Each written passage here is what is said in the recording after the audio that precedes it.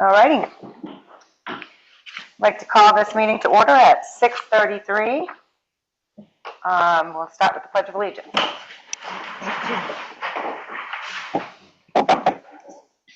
Pledge allegiance to the flag of the United States of America and to the republic for which it stands, one nation, under God, indivisible, with liberty and justice for all. All right. Sorry, I stepped on the mat. Review and approve minutes from last meeting. Everybody get a chance to go over them? There's two. I made the adjustment to the last one that was mentioned during the last meeting. So both minutes are in the packet. You'll need a motion. Okay. So we'll start with last week's.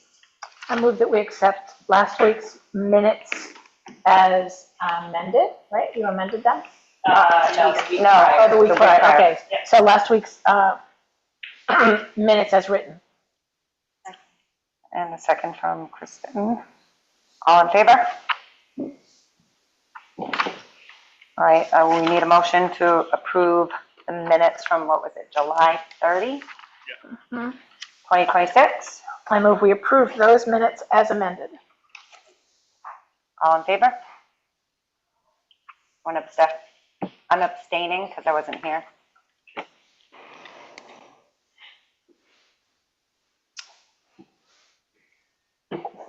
All set? Old business. Review town forum dates. Sumner voted at their select board meeting on Tuesday night to have their public meeting on September 8th. It's a Tuesday at 6 p.m. at the town office / fire station. Sumner. Mm-hmm. Hartford. We don't meet again until Monday, so I Oh, couldn't that's right. get an answer till then. Okay. And Buckfield, same thing? Yep, Tuesday. Okay. yeah, before the meeting. Yep.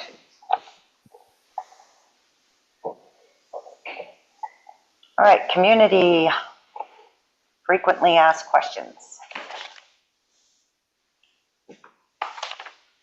I don't know why that, what? That was part of your meeting. I watched the video.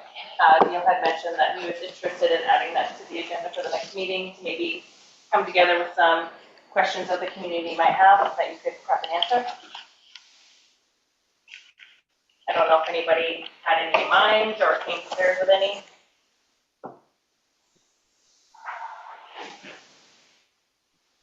Isaac said he'll be on in a couple minutes. Okay. Did you have any questions you had in mind? Well, it's more like, what are we going to be asked, right? So I would imagine that any property tax owner is going to say, how much is my property tax is going to go up? Correct. So we're going to need to figure out how we're going to answer that. And Probably with the sheets that you've all come up with your mill rate. Right. No? No? Should we go in as, oh, yes, I know, that's right. So, I know that someone had made adjustments to a budget. Do we need to rework quite a bit before next week, or do we go with what we sent in and answer questions from there? Can somebody speak to that a little more? Go ahead.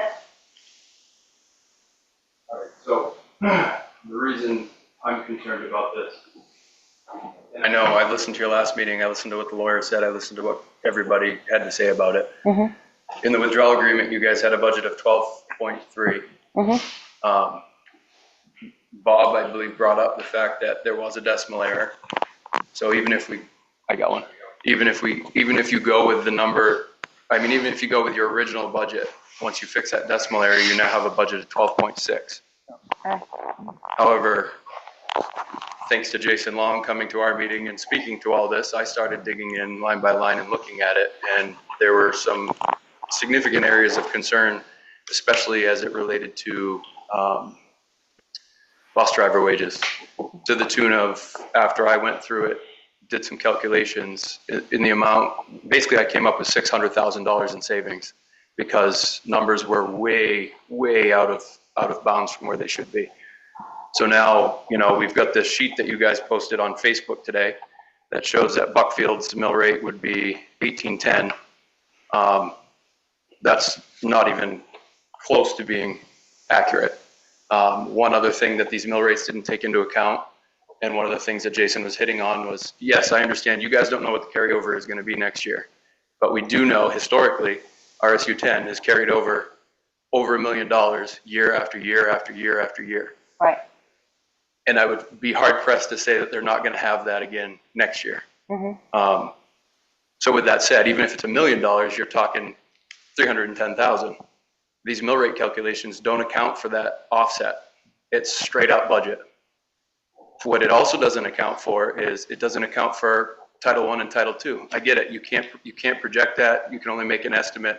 I mean, even the simplest AI models can come up with a projection with a 20% discrepancy and say, if you go on the low end, our three towns would probably be looking at anywhere, roughly on the low end, about 200,000 in Title I and Title II, as long as the new school board and the administration does what they're supposed to do.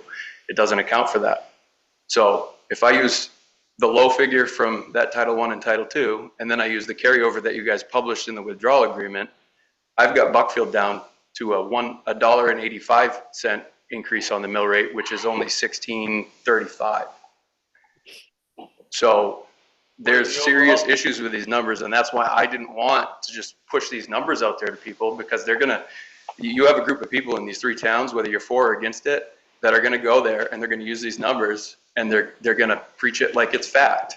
So it may not matter so much in the fact that we all know it's an estimate, but if it's an estimate, we gotta be able to stand behind it. Right. And then accurately reflect it. Because this equates to me basically coming to you guys in Buckfield and saying, hey, your mill rate's gonna be this, and I'm not gonna subtract the revenues. And you guys will all lose your minds. But then once I subtract the revenues, wait a minute, that's not as bad as it sounds. So I know it's frustrating this late in the game to be bringing this stuff up, and shame on me. I've been busy and I didn't have a chance to go line by line through this budget to help you guys out. But I mean, the bus driver and van driver wages it was like $600,000 in benefits and wages alone, just in 4 lines. That's huge. And then we also have, I found tonight, there's currently this year, RSU 10 has raised or is raising $350,000 for bus purchases, cash bus purchases. We carried over a full bus into this next budget based off of this year's budget. Is the new board going to buy a brand new bus in year 1? Yeah. That's Yeah. $140,000. That lowers that even more. Right. And these aren't even educational things. These are just standalone situations with all of our bus drivers. In the withdrawal agreement, it says all the full-time equivalents of what's carrying over to this new school. If you go in and plug those into a spreadsheet and you look at it, we only have 2.5 full-time equivalents for bus drivers because they all split their roles as custodians. Right. Those wages are already built into the buildings. Right. So basically what we had projected into this budget was the equivalent of 7.4 full-time equivalent bus drivers working 40 hours a week, 52 weeks a year at $30 an hour. I can tell you our bus drivers don't make $30 an hour. My mother did it for 20 years working for this district, and she doesn't make no $30 an hour. So you see where my concern. And do they work full year? No. The custodian portion. Some of on the custodian portion they do, but it's not necessarily full-time year-round. And like I said, 52 weeks a year driving 40 hours a week. I mean, 7.4 versus 2.5 in my calculations that I plugged into my spreadsheet was based off of 3 full-time equivalents, and I didn't touch any of the custodians. I went in and I adjusted all the contractual increases. So if a teacher's increase was 3% across the board, it went up 3%. If an administrator was 5%, it went up 5%. I didn't adjust the benefits because I'm going to be honest with you, if you look at RSU 10's budget, there's a lot of over budgeting just in case you hire at 100%. And every year, that's where your carryover comes. Right. So that is true. When you guys first started the process, I said 11.25 really the target of where you needed to be for it to stand a chance in this town.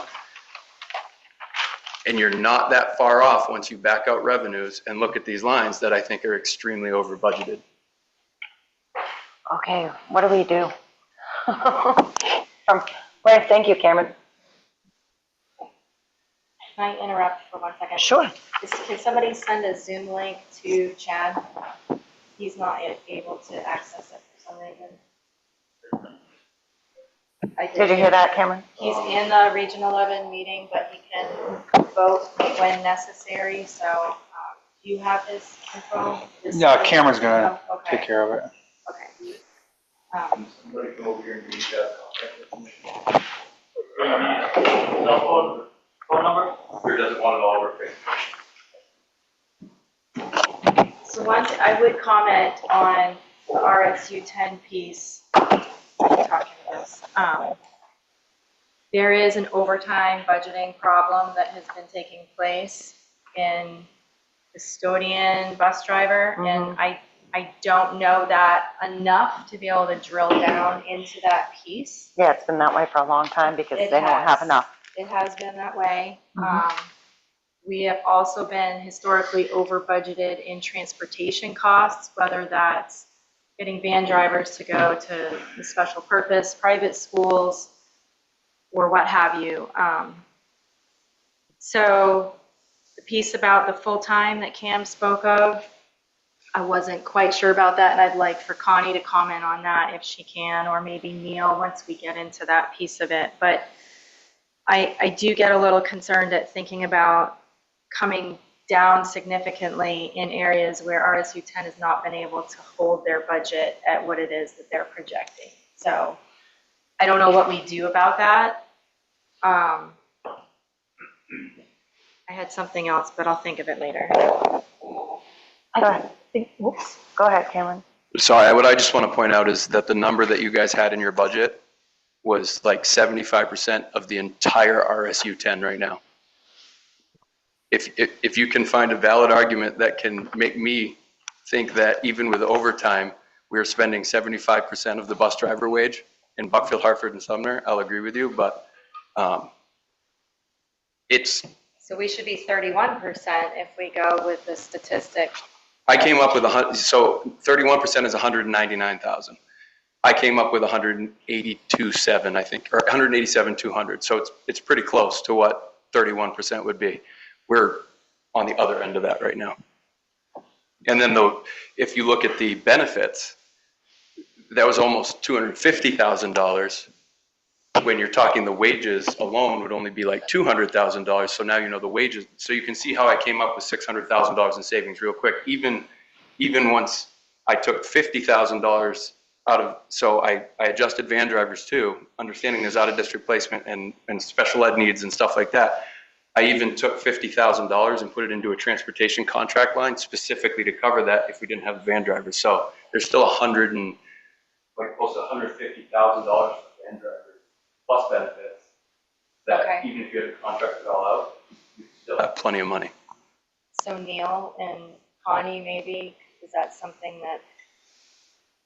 Well, basically, the only thing that we had done for those there was RSU 10.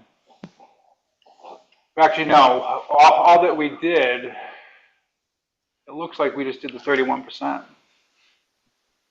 But even that's not exactly accurate.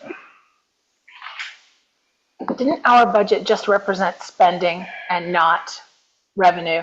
Well, yeah, but we're not talking about revenue. Okay. I mean, Not yet. Not this one question. Let me just do some more math here. I mean, I don't have a problem changing the numbers as long as we all agree with what the numbers should be. It's just, because even going with the 31%, because both the bus driver wages and the van driver wages are in the 900 account number. So again, that 31% is just a rough estimate. Right. Right? It could be lower, like what Cameron said. I mean that's just an idea. Because if I put in,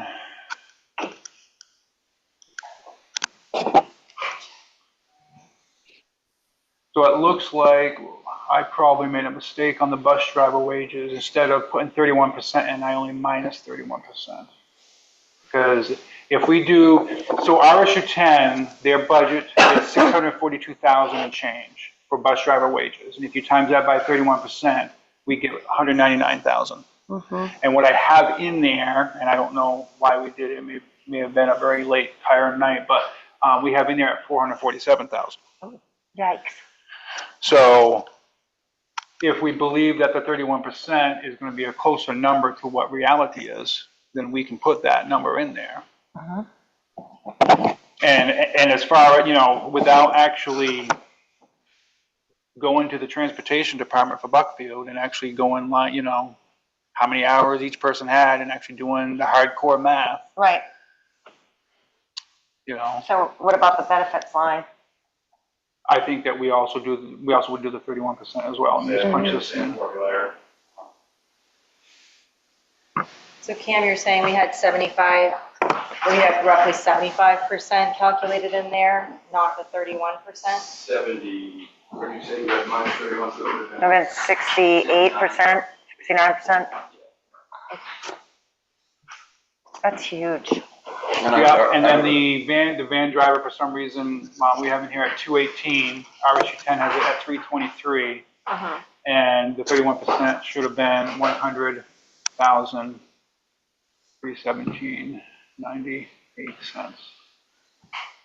So just those two lines right there, dropping it down to the 31% brings us down, and that's even with the correction that Bob pointed out, brings us down to 12.2.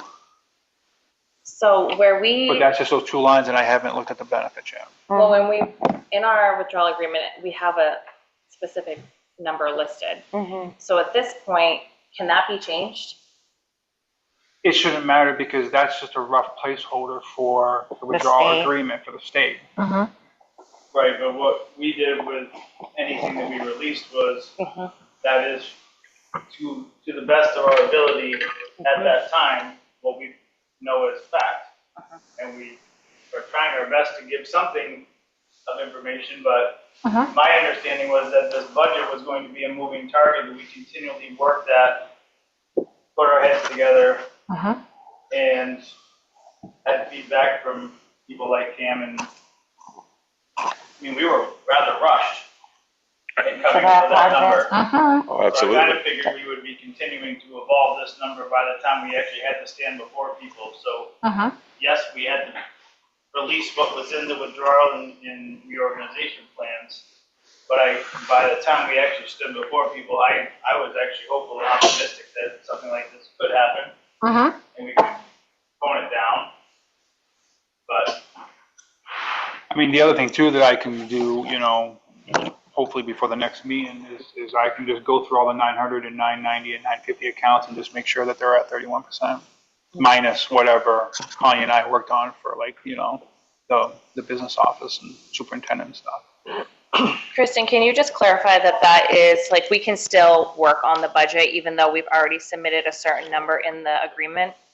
You can work on the budget and, produce any number of iterations of what you're calling the working budget document. But the thing that's bugging me, of course, is that everybody's just going to be looking at the withdrawal agreement and the budget that's attached.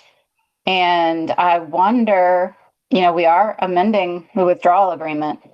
And if there are things that right now could be fit accurately changed in that budget document as of tonight, and you could approve them, I think that you could approve sending that revised budget document to the RSU along with the changes and ask that that be approved by the RSU board, on the 18th or after, and treat that as part of the withdrawal agreement, ideally.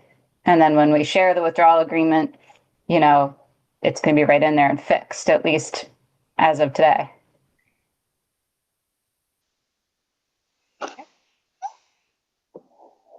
well, that was 5 minutes of math that we did, find a couple of things, but I'm just curious what else. Should, Do you want me to go through my spreadsheet? Well, I mean, hang on. I wouldn't be opposed to it, but. Might as well get a seat at the table, Cameron, and should we, do we touch the revenue? It's in the withdrawal agreement. It's listed in there. So Well, it's part of So- the whole thing. To clarify, and I don't know how Sumner and Hartford did it, but when I did my calculation, I used, you guys had, I think Aaron and Neil worked on the spreadsheet that calculated the split, Yep. the 75-25. Yep. And as I was going through it and looking at it, I realized it didn't account for that carryover.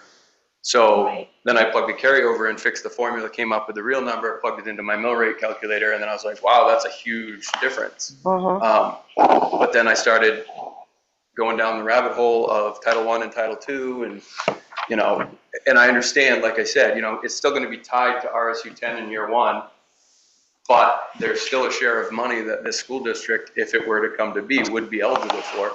And, Right. $250,000, in my opinion, with these three communities is probably on the low end from my understanding. I'm no expert on Title I or Title II, but I taught myself enough to know that, it wouldn't be $0. So, I mean, even if you factored in 250,000 and then took out the revenues to figure out what the local share is and look at that, and then Hartford and Sumner recalculated their mill rates, that changes the whole dynamic and what the people that are on the fence might be thinking. So one question I do have to ask about Title I and Title II is I know that RSU 10 used to use that to pay people. Mm-hmm.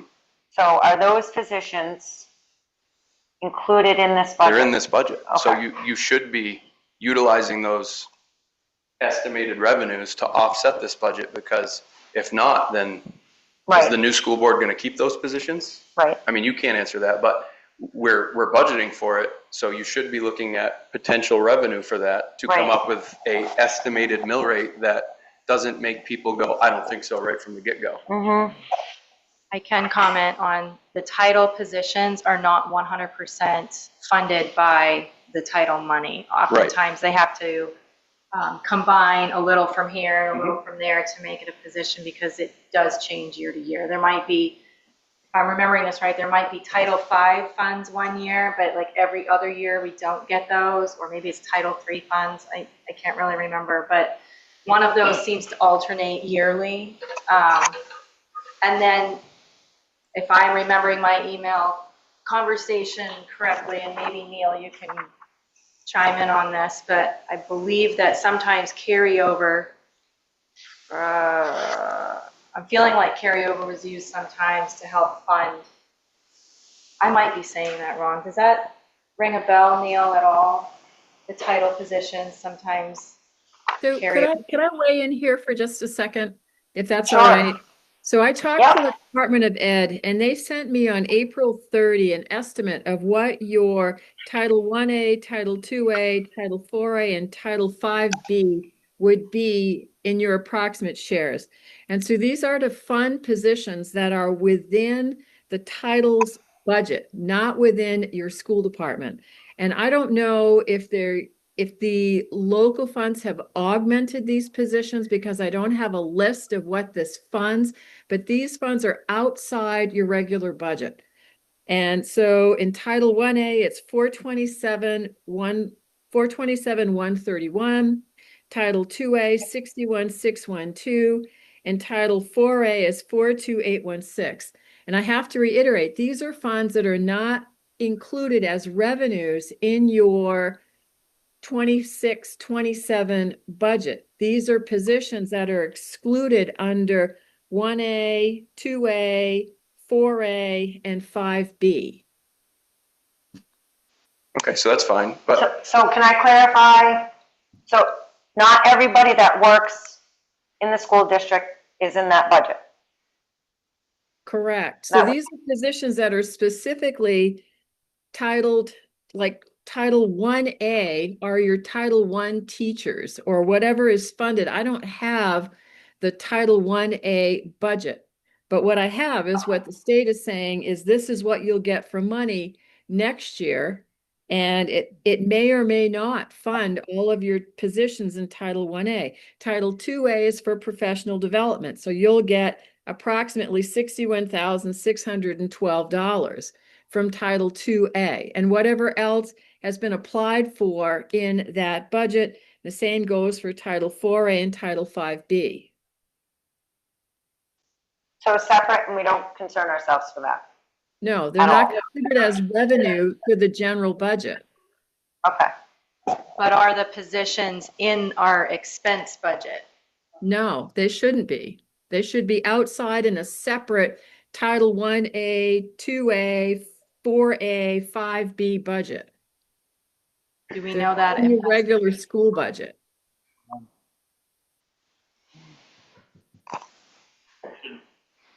If it is, great. Either way, we do need, you would want to calculate your carryover because it's in the withdrawal agreement. And the carryover, that was another thing. Does anybody have a current RSU 10 budget that shows like the last page where they break it down to local allocations and then it says carryover? Does anyone have that on Should be them? on the website. Because I don't know if they still do this, but I remember they do 2 years. Say they take last year's budget. Let me see.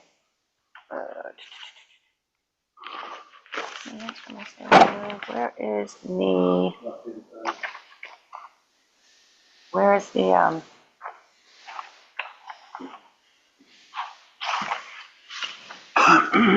where's carryover? It's excess balance forward. Excess balance for it, which 1.3 That is the. 3 million. They used to do it, break it up into 2 years. Yeah. Because they couldn't, so they know kind of that they have, say, $1 million. But they're not for certain because audit hasn't been done. So they'll say, okay, we're just gonna take $1 million that we have left from last year's budget, put that, and then they'll say the 350,000 is the previous year's budget because they only used $1 million, but after the audit was done, they still had another 350,000. They used to break it down into 2. So at 1.3 million, and what did we estimate in the withdrawal agreement? Was it 400? Yeah. it was 31% of that 1.3 million. Okay. But a question about that, when you are bringing the mill rate down, Cam, are you saying that 100% of that money of carryover would be applied? Because I don't think we want to drop down to using all of that, which I believe is the point that Jason Long had. Jason But was I think trying, that's what Jason they was do, trying though. to make that point in his argument, and I get that argument, but in the withdrawal agreement, you listed 400 and whatever $1,000 as carryover. So if me, as somebody that looks at a budget, looks at that, that looks like you are saying in this proposed situation, we're going to use all of that. Now, whether we're RSU 10 or RSU, who knows what we're going to be.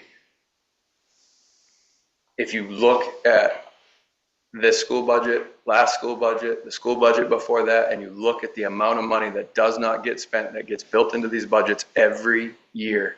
Mm-hmm. Yeah. You'll have $400,000 in carryover next year too. Right. If you are within reason, because some of these lines, in my opinion, that I wouldn't touch in the budget, just because, to be fair, you're not going to expend them all. You're not going to be at 100% staffing capacity all year long. So anytime you're not at 100% every week that goes by, that's money that's not getting spent. You know, That's where the carryover it always happens, has come from. It happens on our local budget all the time, right? I budget for a project, like say paving. I think it's going to cost $430,000. It cost me $400,000. Now I get $30,000 that, unless something happens, I don't spend, and it falls to fund balance. It's the same way with the school.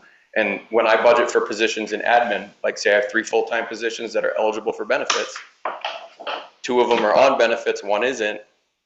I budget for half a position in case that person leaves and a new person comes in and they elect the benefits, but I don't need to budget for 3 full-time positions with full benefits for the full year unless I have those. But I think the school is really pushing that calculation just in case. And that's what's resulting in a lot of these carryovers. Yeah, if you look at the history, I bet you could go back a good 10, 15 years and it's always the case. I mean, in a perfect world, you'd budget perfectly and there'd be no carryover. Yeah. Right? Then That'd make the voters happy. That wouldn't make everybody happy if you didn't have it. You know, people expect to see that after, as part of the budget. I think it's definitely something that should be shown on this budget that we have. and I don't know, he brought up the point that, you don't want to leave yourself high and dry if something happens, but that's what they do. Right. You Yeah. should have, if you want something like that, you have, I don't know what you'd call it, an emergency fund, capital improvement plan fund, Employee something like benefit that. reserve, for situations like that. Right. But I guess one of the questions I have is, to Kristen's point, is, do you want to use all 400,000 of that in year one? Well, I go back to, I guess I'd have to ask Neil and Connie, in regards to the school bus situation, where this year they're raising 350. I know Devin had ordered buses, I don't know where for or whatever. We raised $350,000 this year, but we've also put $140,000 into our proposed budget. So would the school be looking to pay for a bus that's already on order, or are we just putting it in there because it was there this year? Because now you could back out $140,000 and only put $300,000 in carryover, and then wipe out that line, because we're not going to buy a brand new bus in year one unless the school board decides to, and then you still have a cushion of a couple $100,000. Right, because, the reason why we came up with that 140 was that was basically the 31% of the 350,000. Mm-hmm. So in theory, so that 140,000, or in general, the 350,000 that RSU 10 put in a budget for the 26-27 year, that's going to already be spent. So do we need it in this new budget? I don't think we do. Now, here's another thing. Lease purchases, right? And the school board members will have to answer this question because I don't know. Is RSU 10 currently buying some buses on lease plans where we put it in the budget and then the state reimburses them for that payment? Yes. Okay. So right now, this current budget has the full amount that RSU 10 is paying for the lease purchases. Does that mean that we're the ones that got all the buses that are currently under the payments right now? Because we only have 126. I think we've got 123 and a couple of 22s, but that makes it look like RSU 10's buses are all paid for, and the Zinsket Region's buses are all under a lease payment, and now we're budgeting for the full amount of those payments, principal and interest. Sorry, I know I'm throwing a lot at you. This is just stuff that... As far as the lease payments for the buses that are already in the pipeline, I'm pretty sure, I'm almost positive that Kristen went through and put those part of the withdrawal agreement. So if it's a bus that we're going to keep and it's part of the lease, we continue that lease. No, that makes sense to me. But what I'm saying is currently the annual payment for RSU 10 is $179,000 for just the principal. And in our budget that you guys wrote, it's $179,000. So that means we're paying all of the principal and interest on leases for RSU 10 buses. What line is that? Do you know off the top of your head? I can search for it. We got work to do. Mm-hmm. So the bus lease principal and interest, I have, actually even RSU 10 has 0 on that line. Let me see if I can find some others here. So it looks like we have one for 52,000, one for 65,000, but both those numbers are the 31% of RSU 10s. Hold on. It's line 853 and 855. 853. Because RSU 10 for one of those lease principal payments. Now it doesn't say that it's specifically for a bus, but it is right below the bus No, garage. that I think is what Aaron explained to me was EEI. That's not bus. Yes, this is not about buses, which is why I'm very confused. No, I have a different line. Just give me a second and I'll because find I it for you. thought that the buses that we had been getting were coming through the state, like the revenue came from the state, and then we pay. It's not 100% from the state, but something like 90% or something like that For the bus purchase, yes. Yes. So these numbers don't sound correct to me. Well, I'm just going off what the RSU provided you guys and then what we subsequently did. So I see. on line 929 and 931. through 932, you've got bus note principal of $174,144.95. This may be a separate lease opposed to whatever the school's getting, but last 2027 board approved was $174,000. Right. That's for the entire RSU. So we've carried over that full amount to our budget. So in the budget, we had been misreading it at one point, thinking it was part of the Nizinskit garage. Is this where you're reading this? Because that has nothing to do with it. It says bus note principal. Can you It share says your bus screen yet? note principal. Okay. Uh, I need somebody else to answer that Actually, question. you know what? I 'cause might don't be know. able, I don't know. Actually, I don't think I've ever done it here. I was gonna say I could share my screen, but I don't think I I'm can. doing it right now, I think visual will help. and I'll try to. Zoom right in.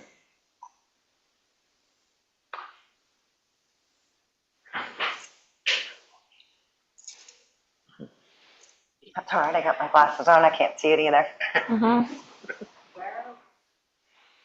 929 Hang through on. 932. What's the shortcut for Google's for Zoom in? I don't remember off the top of my head. What are you trying to do? Zoom in or Zoom. fine? Can't read it from over there. Well, I've got two heads in the way, and then I have to do my focal things. So right here, bus note principal, 174,000. This is Right. the current RSU budget right here. And then that, so there's $200,000 right there that the current RSU pays for. Right. And we're budgeting the same amount. So that looks like anything that's on loan right now, we are the responsible party for it in this budget. How much do these three Yeah. buses cost?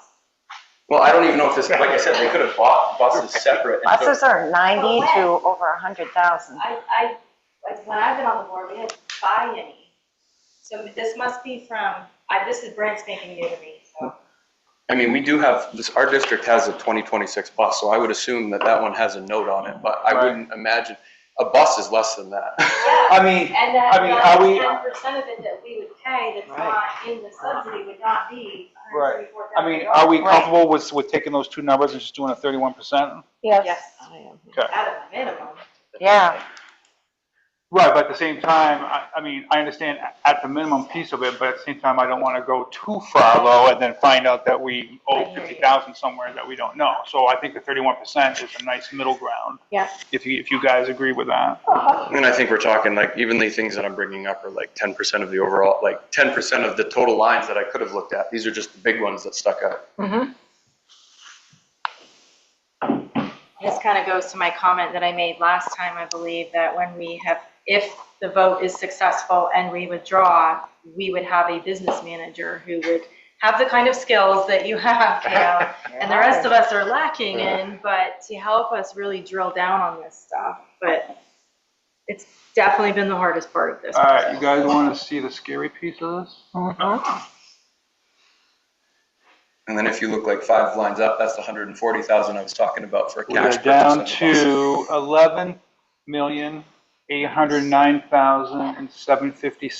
11,809,756.52.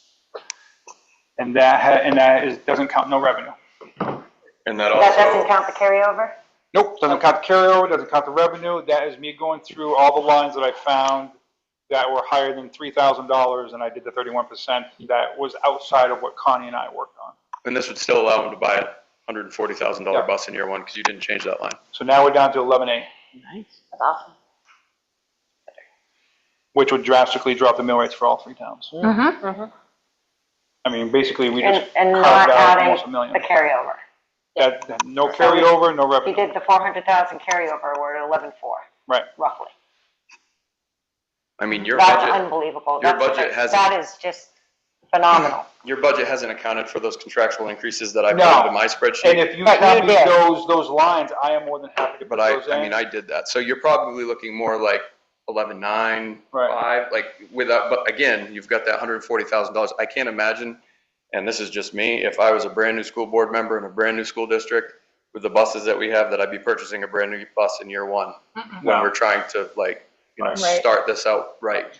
Because the last thing you want to do is go after the front facing positions that Right. affect the children. And none of this stuff we've talked about Right. is education. Right.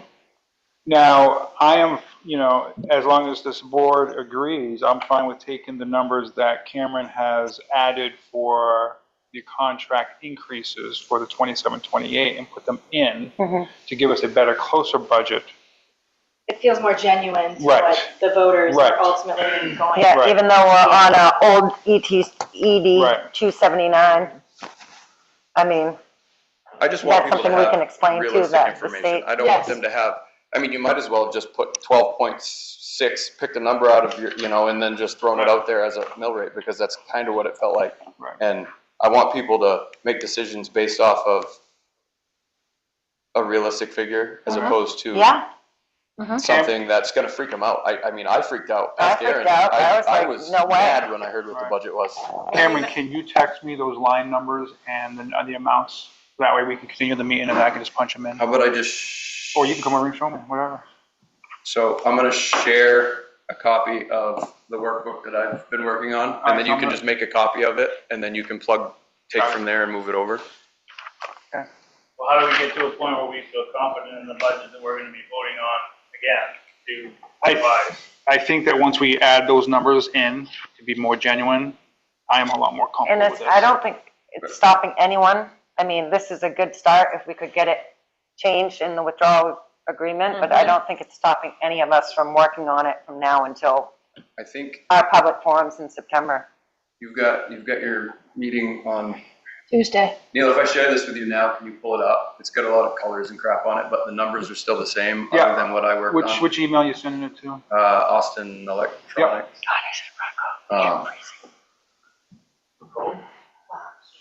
The Austin Elect, right? I think so. Yeah, I Yeah. sat there last time. Yes. Yeah, I'm just waiting for it to come in. And then when it comes in, I've got you as a viewer, make a copy of it for yours. And then let's just play with that, because most of the work's already in there for you. So all you have to do is make the change that you just made on the other line, and you should be all set. Because the numbers. Well, I actually went through and changed about 35 lines at 31%. you're killing So me. I'm gonna take your changes and add them to mine. You're gonna take out the 140,000 For the bus. for the bus. Which one, hang on, let me make a copy of this first before All I right. lose my. And don't mind all the colors. I was highlighting and No, it's fine.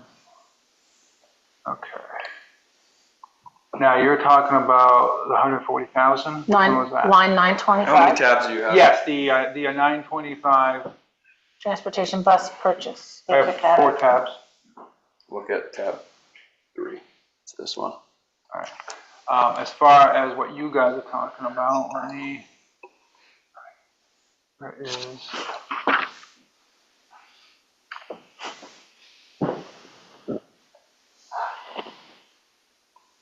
Well, that is what you gave me. This is the copy, so I can make changes to it.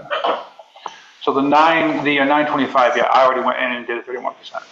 Of 140,000, Mhm. and that was a bus purchase. You don't even need 31. That's not showing up on mine. Your other changes did. Yeah. Because the new bus is going to. No, the 925, I didn't touch nothing on that yet. Okay. So RSU 10 was 350, the 31% is 140,000. So this next question is what do you want to do about that line? Get rid of it. Yeah, take it out. You think that should be zeroed? Yes. Yeah, New buses. because we're not buying a new bus. The Because school Because we board just decides got to a buy new one, bus. they can put one in there, but I just don't even When see we- it everybody's feasible to Buy a bus year one. even get a bus in year one. Even if they voted to, how would you they get have it? to order it. Right. Like the timing, I don't even think would make realistic sense. And we've been through our bus inventory, and with the new bus, we're in pretty decent shape. I mean, you do have some old buses, but you've got a lot of buses that are 22 plus.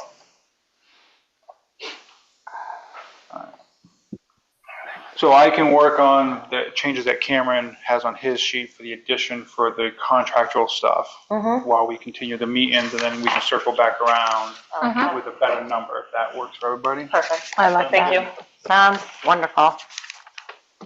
Public forum info. Requested that. I did request that. It's one of the things that I was thinking about, talking to the public, as the agenda suggests that somebody from Hartford speak and somebody from Sumner speak and somebody from Buckfield speak. And I think, Nick, you're the person from Hartford who's going to talk. And I think you. No. Oh, yeah, he's going to. That he is. Just gonna go through the We're- Presentation, right? No. My thought is that if I were going, and I didn't know what I know now, if I were going to this meeting to find out what is this really going to cost, there are some fixed costs that we can share with the public and say, this amount of money, whatever it happens to be, is salaries and benefits for teachers. And then we can say that the salary and benefits for administrators can change because we've talked about having a principal but not an assistant principal. So there is the possibility of lowering that number. And then we have recurring costs that we have no control over, absolutely, but we still have to pay them. For example, fuel, electricity, food, postage, healthcare, trash, maintenance, phone, transportation, plowing. Those are things that we have to pay for. We don't know how much they're going to cost. Right. Nobody can tell you exactly what the price of milk is going to be in 2 years. So these are things that we have to think about. And then there are the unknowns. Like Jason was saying last week, that RSU 10 has ignored our buildings, and they are in need of a lot of repairs. So those are things we need to think about and put in our unknown. What did we put in buildings, grounds, maintenance? What did we put in for maintenance and repairs? I don't know. A third of what they have? I'm assuming. Yes, 31%. And that's going to take a new board to really go through our buildings and say, and have a plan on prioritizing I mean, how we're going to. my opinion, but other than, barring a septic needing to be replaced or something, I think we would probably limp our buildings through 1 year before we did any major renovations, just because it's all going to be brand new. That first year is going to go like that, Yes, and you're not going to yes. be ripping the roof off anywhere unless it's a major issue. Right. I'd also like to point out that, school starts in 3 weeks, and we don't have a septic being dug up over there, so And they don't have all the windows in either. yeah, I mean, so and just everybody that may be feeling like, oh, what do we do with this budget? I'd just like to point out that you can go to a RSU 10 budget and ask questions, and you got people that make six figures to do this stuff, and they're like, Yeah. and they can't answer the question. So, you know what I mean? We're doing I don't want to point out the best we obvious, can. but that's just the truth of the matter. So, I mean, nobody here makes six figures doing this, so we should all just cut ourselves some slack and realize that everybody's doing the best that they can. and if we have a third of what they have in maintenance cost, I think that's reasonable until we can actually sit down. The new board sits down and says, okay, these things need to be done. I actually think, because everything's broke down by school for maintenance wise, I think it's got the same that they put in for this year. So there's some in there, you know what I mean? So to Jesse's point, I think you'd be able to limp through year one until they could come up with a capital plan. Right. Rather than just throwing money at the wall and saying, hey, we're going to collect this just And because. if something, and that's the thing, it's like, if something like a roof has problems, it'll be the same thing like in Rumford when the high school needed the roof.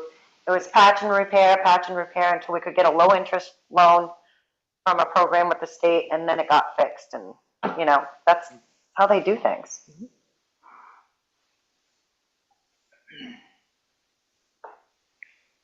So what did you think about my idea I think it's a good idea. of presenting that to the public? Yeah. And I think you're going to speak for Sumner, Aaron's going to speak for Buckfield, and Nick's going to. Well, I was kind of curious if we're going to take some different angles. One of the things that I have been thinking about, which is why I brought those two documents last week, was to have the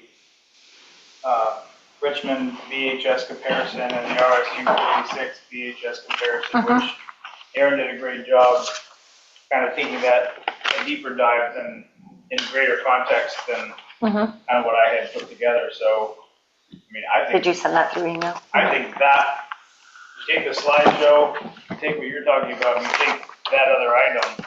If somebody from Buckfield could speak to the withdrawal comparisons, I think that highlights, in my view, the prospect and the potential for when you have a new school board working as a unit at what they could be capable of. There are some numbers, like I'm still baffled by the special ed number, which I don't even have anything to do with understanding, Mhm. but I'm seeing a absolutely massive difference in comparison based on a very comparable population size.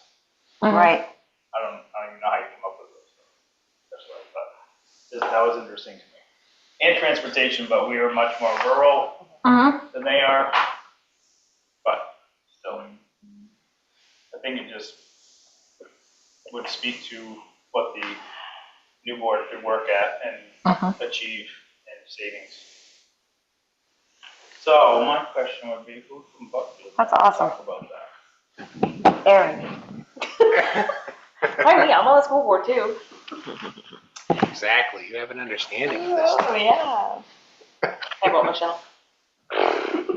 Me and my big mouth? I don't think so. Nope. I mean, there's also Neil. Hi, Neil. Poor me. Sorry, Neil. Sorry. The man with the calculator. As long as I have talking points, I don't mind talking. Right. Okay. I mean, I do like the comparison that Aaron did, Mhm. and that could take up, that's a good comparison. Right. So, because you said one rep speaking, is he in charge? Well, Chad will be in charge of the meeting. Chad's in charge. Yeah, it's their meeting. Oh, okay. It is, okay. So when it It's gets to just so odd to Buckfield, me. you get to run the meeting because you're the chair. That's what I was wondering, if that's what they were intending it to be, with the chair. But they aren't. Okay. I got confirmation on that. Okay, so it's their meeting, we're to attend, Yep. and they want one of us to speak, and he didn't, to just everything, or anything we want? Personally, I would think having one individual from each town, we're all doing the same thing. So I think one person from the entire committee to talk would make more sense than one from each town. We're all presenting the same information. But if you divide up the tasks that you want to cover, yeah, I guess you could do that. That would be good. I That think would be a it good because tactic. not every, I think, let's just say Aaron speaking, I think she would bring a different dynamic, and what that information is, I think is very interesting. So there could be a phase within the presentation where we introduce that. If you're going by a chronological set of events, I feel like at some point within there, you talk about other withdrawals that have taken place. Yeah, I mean, I'd be comfortable talking about that piece of it, 'cause obviously I did a lot of Okay, research. so, I think that would be great if you feel comfortable. and it is the last withdrawal that successfully took place in Maine. Which, where's Richmond? Yes. I would love it if we could compare ours to the method. Yes. Because we are going to be proposing prospectively that we might try to do a educational service center with them or somebody, and they would be a very valid, viable option since they're neighboring And who's going to talk about the Educational Service Center? you. No. I got mine right there. Well, just remember, Connie's gonna be there too. Yeah, So anything that's over our heads, Connie can step in and. but does she have a place to There's speak not in a here? designated spot, but There Well, will be if it's in the slideshow. if it comes up in the slideshow, then you can defer. well, the other thing too is whichever one of the three towns is talking, or whichever one, however we decide to do that, we can always say, oh, and Connie, can you add to that? Yep. So we're inviting her in to talk, so I don't see a Right. problem But it with just that. gives the presentation some structure. Yes. And, keeps the meeting moving, and then the public has something to speak to specifically. We're giving out all the information that we have compiled thus far. And Sounds like we're gonna be making some Again. Isn't that what this whole process has been? changes. Yeah. Yes. Okay, so let's write down who's gonna do what. I guess just to think about that, though, like, we're talking about prospects where we could save. Somewhere we're gonna factor in the opportunities that are unexplored, I guess. That's really the point of the Educational Service Center. Thinking about formatting and timelines and that, but we, being the presenters, if that's going to be somebody's motion, I think we connect between now and Tuesday. Okay. Oh, trust me, I have 0 time as well. I get it. But, But you are gonna do the presentation. yeah, but I would basically be of the PowerPoint, and then What's going on? PowerPoint. You want to talk about the comparisons? Deb, you want to do? The fixed costs, the recurring costs, and then I think I should also say something about revenue. Yes, I Mhm. think so. Yep. Doesn't that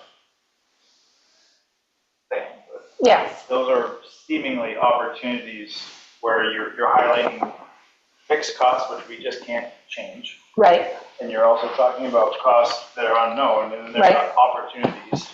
To offset with the revenue. Right. Right, like if, Therefore, I feel like while you're talking, you could transition to Connie about The ESC. Okay. ESC. Is that at the Does that make sense? so I don't know if they consider it an ESC or anything, but I know that purchasing fuel and stuff like that, I think we used to do it with, Judy probably knows. I think we used to share that, and I think with RSU 10, there was bulk purchase buying at some point with Dixfield and all that stuff, so, I mean, those are other things, little things that can be shared without, incentive, extra incentive, I can't. whatever. We'll talk about Incentivization from Yeah. the state. There's things we can do on our own to save. Do you think it's important to share that it's just a draft and the new school board, Absolutely. Oh, yes. or, Yeah, that's pretty key. That is in the presentation somewhere. subject to change? Emphasize that. Uh-huh. No, that you guys aren't deciding what the budget's gonna be. No, all we can do is give them a good rough estimate, best as we can do, and hopefully they're willing to go forward. And I think that at this point, after these adjustments, I still don't think that, in the transition budget, I forgot about that. I still don't think that it's gonna be a situation where it's like, oh my gosh, they're asking for an extra $1 million in our rough Okay. draft. I don't think it's gonna, But I also like the think, Dixfield situation that people keep referring to, I think. one That'd of be the fair. times when we talked, and there were some people from the public here, and we talked about last year's budget, the 3 towns already are paying $10 million. And somebody in the audience was like, what? I think We're that's already paying important. $10 million? Yes, we are. Yeah. And so it's not a big stretch to say, okay, and next year, RSU 10 is going to expect this amount of money, and so our proposed budget will be Right.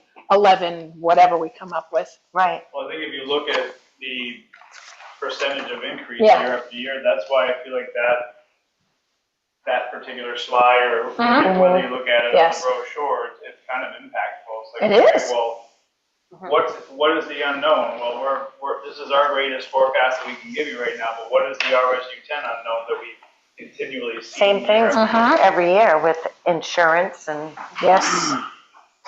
contracts and Uh-huh. God only knows what. Right. So did I hear you right? Do you want to have a presentation subcommittee that meets before Tuesday evening? Do you need Yeah, a motion we're not for gonna set a that? time. Okay. So a subcommittee meeting regarding the public forum presentation to be held when? I can't do it Saturday. My dad's funeral.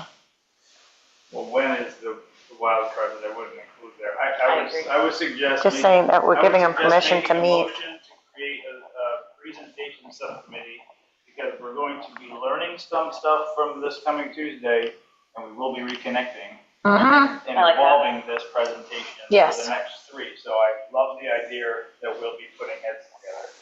I would just say we make a motion to formulate a presentation subcommittee and allow us to. And I second that. All in favor? You include us 3. Mm-hmm. If you need our. Okay, Aaron, Deb, Nick.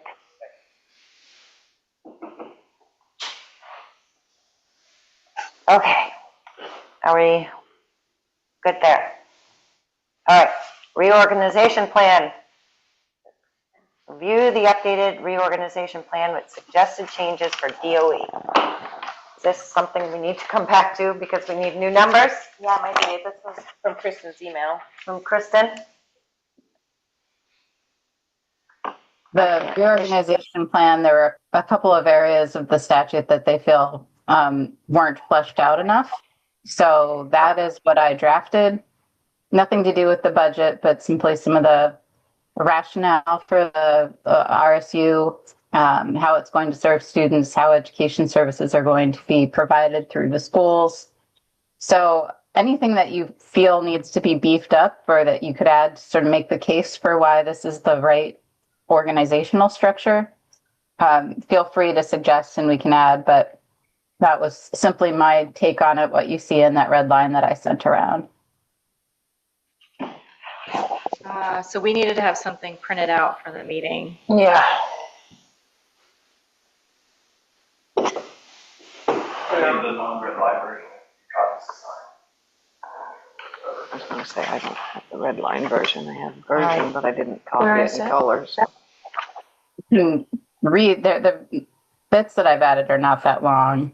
If you'd like me to read them, Can we get it printed? Or put it on Sure. the screen. Put it on the Put screen? it on the screen. just pulling it up. So What are we looking for? Sorry. The email from Kristen Collins about, it was replying, where the heck is my email? Kristen may be pulling it up. Are you pulling it up, Kristen? She is. She's pulling it up. Okay. Oh, I'm so glad I don't deal with technology. Lose my mind. I pick things up and put them I down. can't even get this thing. I don't even know how to run it. I don't even wear one. My daughter bought it for me. It's like, what am I going to do with this?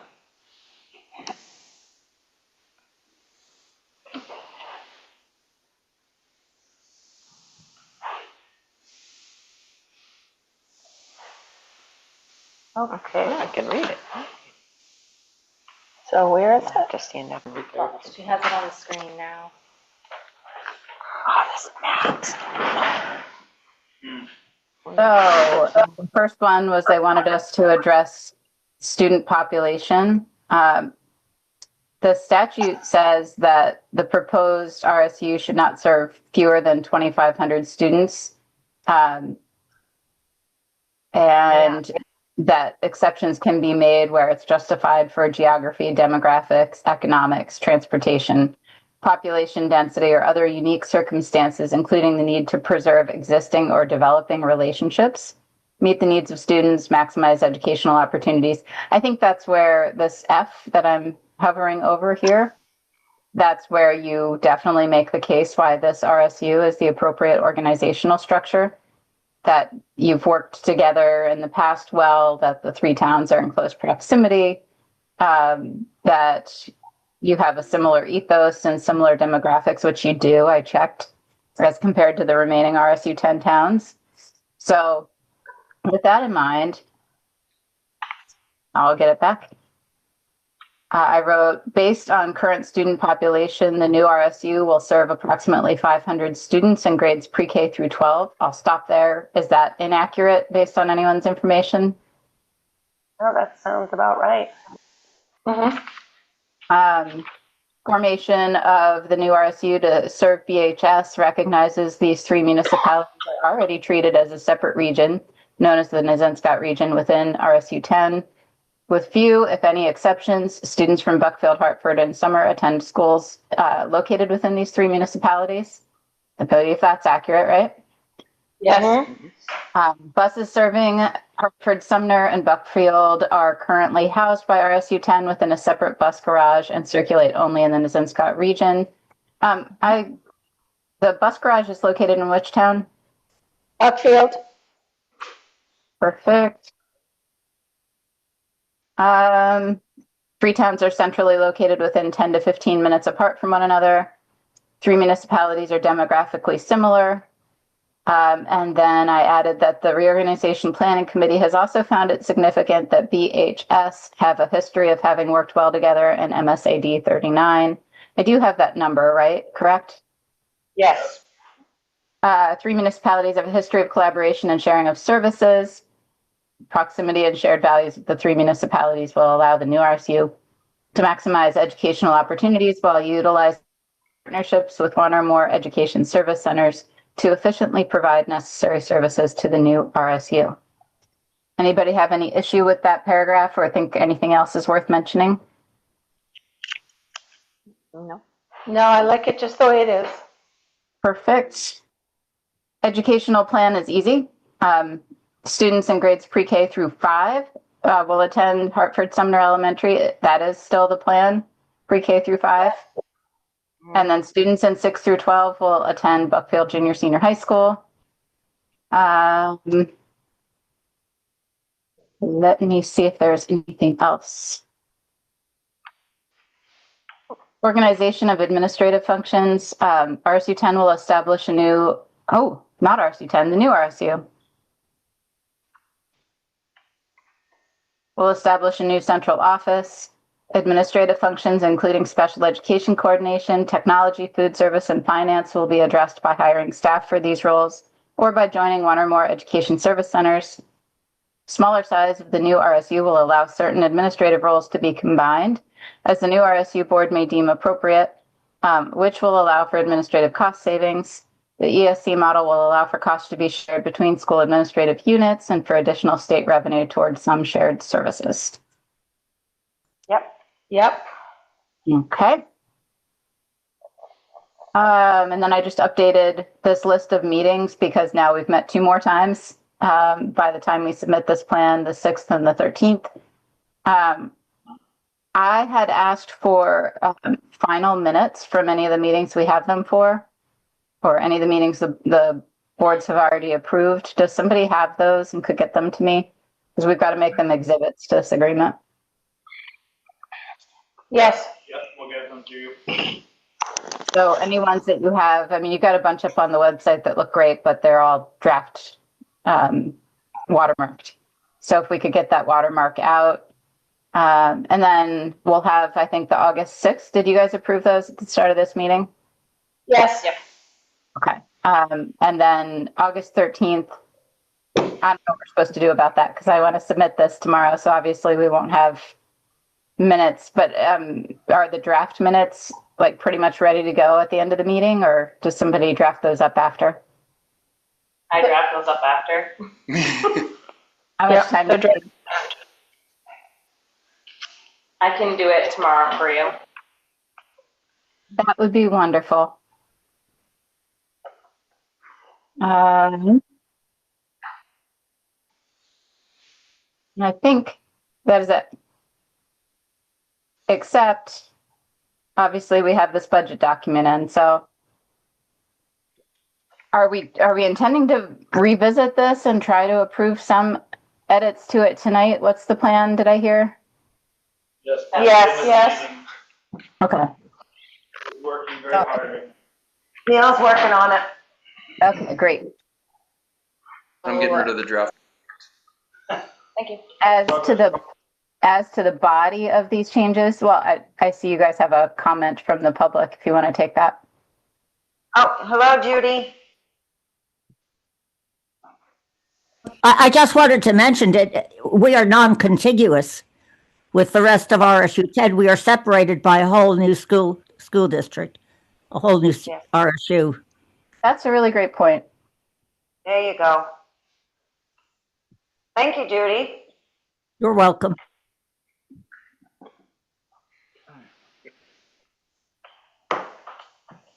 So I've updated the budget and I've also updated the weighted share. The what? The weighted shares. Weighted shares. 75, 25. Yep. So do you want that number, Kristen? For the budget? Let her finish. Or do you want to wait? Good there.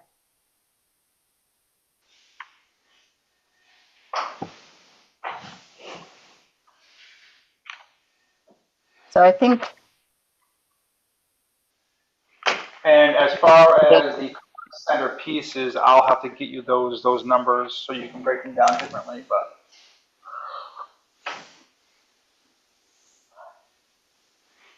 I gotta figure that piece out. Actually, I got those right there. I love formulas. Yes, I know. Okay, So I got all that. so what's our new bottom line? The new bottom line is $11,870,818.99. That is changing the things that Cameron had on his spreadsheet in yellow, which takes account for all the contract raises. Mm-hmm. And it also removed the $140,000 for the bus purchase. And all the adjustments that All you the caught with adjustments the that I- not doing the 30%. That brings us down to that number. 11.8 and no revenue. That's no revenue added. And no carryover. That's just 11.8. That's pure spending. That's so awesome. The cost centers, if anybody wants that, because I know that Kristen needs to update that. Cost center 1 is going to be $3,974,657.67. Cost center 2 is $2,815,000. That's bigger. Yep, $862.29. Cost center 3 is the same. It doesn't change. Cost center 4 is the same. Cost center 5 is $946,982.55. Cost center 6 stays the same. Cost center 7 is $747,956.42. Cost center 8 is $869,512.27. Cost center 9 is a little bit different, $1,465,307.03. And 10 is 0, and 11 we have blank still. So that equals 11,873.91. Actually, yours is a little different there. What's The hundreds and, so it's 11,870. It should be 11,870,818 and 99 cents. And 99 cents. There you go. May I please contribute something? Yes, please. So in year 1, and when you look at what Richmond's budget was, nutrition only breaks even like when it's really well run.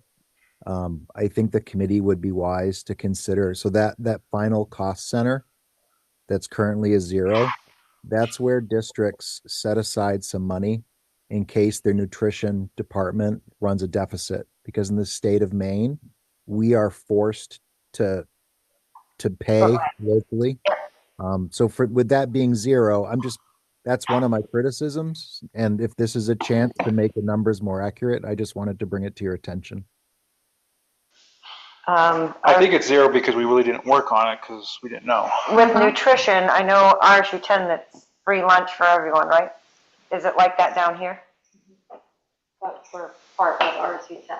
Right. So we don't know if we're going to qualify for that same thing when we leave. I did know that when we joined RSU 10, I think Dixfield had like a $50,000 lunch deficit that was carried to RSU 10. So I don't know what we would use for a number. Do you have any idea? Isaac? Are you asking me? Jason Wall. That's Jason. Who? I think this is Jason. Oh, is it Jason? Yeah, it's me. But I don't know where he. Okay, are you the one that brought up the lunch deficit? Yes. Yes. Oh, someone said Isaac, and We don't even see you on here. Sorry. I wouldn't. I think even if it's just 50,000, it's better I than think nothing. 50,000 is a lot. Way too much. What's your experience as to how much it usually goes over budget, Jason? It varies really wildly, and you don't know what your federal reimbursement rate is going to be. And you're What right is that Dixfield's? How about, what is Dixfield's budget? I don't know. I could look it up. I could also look at Richmond's and see what they put. That would be a good idea. I'll do that and mute myself. And we don't have any idea whether we're gonna qualify for free lunch here or not. Right, again, better safe than Right. sorry. So But can I 50,000 weigh is in not here safe for than just a sorry. second? So Sure. thanks. Can I just jump in here? So I checked on what the federal reimbursement rate is both for lunch and breakfast. And so I'll use round numbers. It's about $2.50 for breakfast and it's about $4.50 for lunch. And so that is multiplied by the number of lunches you actually serve, and then there's a federal match. So without knowing how many lunches are served in Buckfield, Sumner, Hartford, it's really difficult to take that revenue because you get that as a monthly revenue and then check it against your budget costs. And Kristen Chapman gave me copies of the budget, the food service budget back in June. And I can take a look at that between now and Tuesday. But I think at best, it would be a really difficult number to project. I have raised concerns that there may be insufficient economy of scale with your half-size district roughly, that you're going to have enough funds to run your school nutrition fund. However, you're going to also have to look at staffing, and you're going to also have to look at how you decide to, because you satellite food, right, from Buckfield High to Sumner. Right. Yes. So that also has to be taken into consideration. And then again, it's your labor costs and what you're getting for reimbursement. So I don't know if those two things are going to line up. I think it's premature to put a number in there right now because people would say, well, where did it come from? And I couldn't adequately say or confidently say, well, it's my best guess because I don't have a best guess right now until I know how much RSU 10 has been getting for their federal reimbursement, until I know how many lunches and breakfasts have been served. And you really need that data over a year. And I think early on, there was a conversation. Kristen, Collins, this goes back to you. There is a fund balance in the school nutrition account. And I think the 31% of it in round numbers is about $30,000. And so that will be coming to you as a not a cushion, but a way to help mitigate any first year expenses that you may have in your school nutrition account. And I believe, Kristen, that's separate and apart from the regular fund balance numbers that we had in the budget of whatever it is, 420,000. Yeah, I think Yeah, it should. Yep. There we go. Sounds good. Leave it alone, in my opinion. Leave it at 0. Yes. Like that. Okay. So what I need from the group is, first off, a motion to approve the reorganization plan as edited and reviewed tonight. So after the budget, there was nothing else on there? No, and I'm going to separate the budget out in this. So as just the text changes to the reorganization plan first. Okay. Did anybody get that? What's that? The motion she would like to have? We need a motion I would propose a motion to accept to approve the reorganization committee. No. Reorganization. Reorganization. Reorganization plan as amended. That's correct. Bunch of seconds. Everybody wants a second. All in favor? All in favor? Great. So with that, I will submit the reorganization plan as fixed to DOE. But I think the question now is on the budget. So the budget exists in two places, right? We've got it in this reorganization plan, which does not require RSU 10 approval. So we can change it here, but I think DOE is going to say, well, this doesn't, match what you have in the withdrawal agreement, so we have a problem with it. So the question would be how we handle that. Do we want to take this budget document as amended tonight and send it to DOE and send it to RSU 10 and ask if we can get a vote to amend and replace the addendum to the withdrawal agreement? And then consequently, we'd be able to change it in the reorganization plan as well. So I guess what I would be asking for is a motion to approve an amended budget exhibit with the new numbers addressed tonight, and to submit it to RSU 10 and the DOE with a request to approve that as an amendment or change to the agreement. And to include, once approved, to include it as a supplemental document or a replacement document in the reorganization plan. I know that was long-winded. I got the first part. You have to repeat it. To distill, to approve the budget document as amended at this meeting, and to authorize the attorney to submit it to RSU 10 and DOE as a requested amendment to the withdrawal agreement and reorg plan.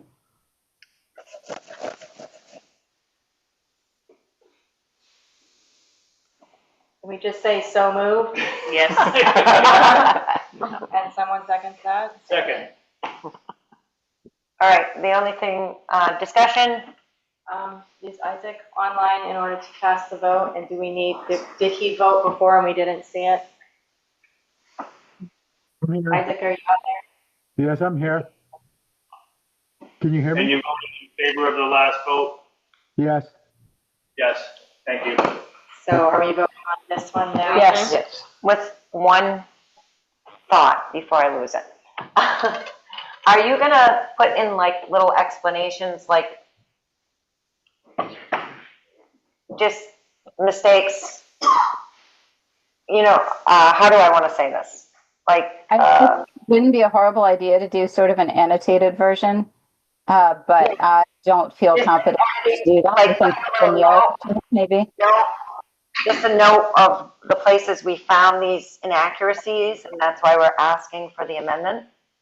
Because we did adjust the salaries that people had pointed out that were wrong, and we did over budget at 75% of RSU 10's amount. Should we send like a little blurb on our adjustments and why we're asking for them to reconsider? Can someone do an annotated version of this? I will email this around to the group. But if somebody can do an annotated version, I think I could provide that to DOE and the RSU as sort of information. And then you could also have that as a hand. Okay. Do we have to change the amendment of the motion? No, the motion's good, but it would be nice if whoever is going to do that would make themselves known. So it's, provided.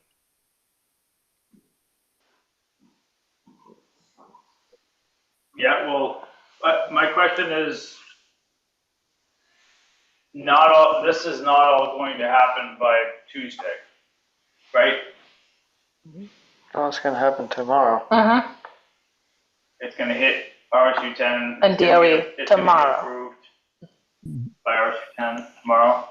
No, I don't know that it's not going to be able to get approved by RSU 10. I think they're going to be reluctant even to approve it at the meeting on the 18th because that's not really announced as a business meeting. Correct. They'll have to wait till the 24th. Which is fine. My question is, can we use these numbers for our presentation, or are we bound to use the ones that are in the existing agreement?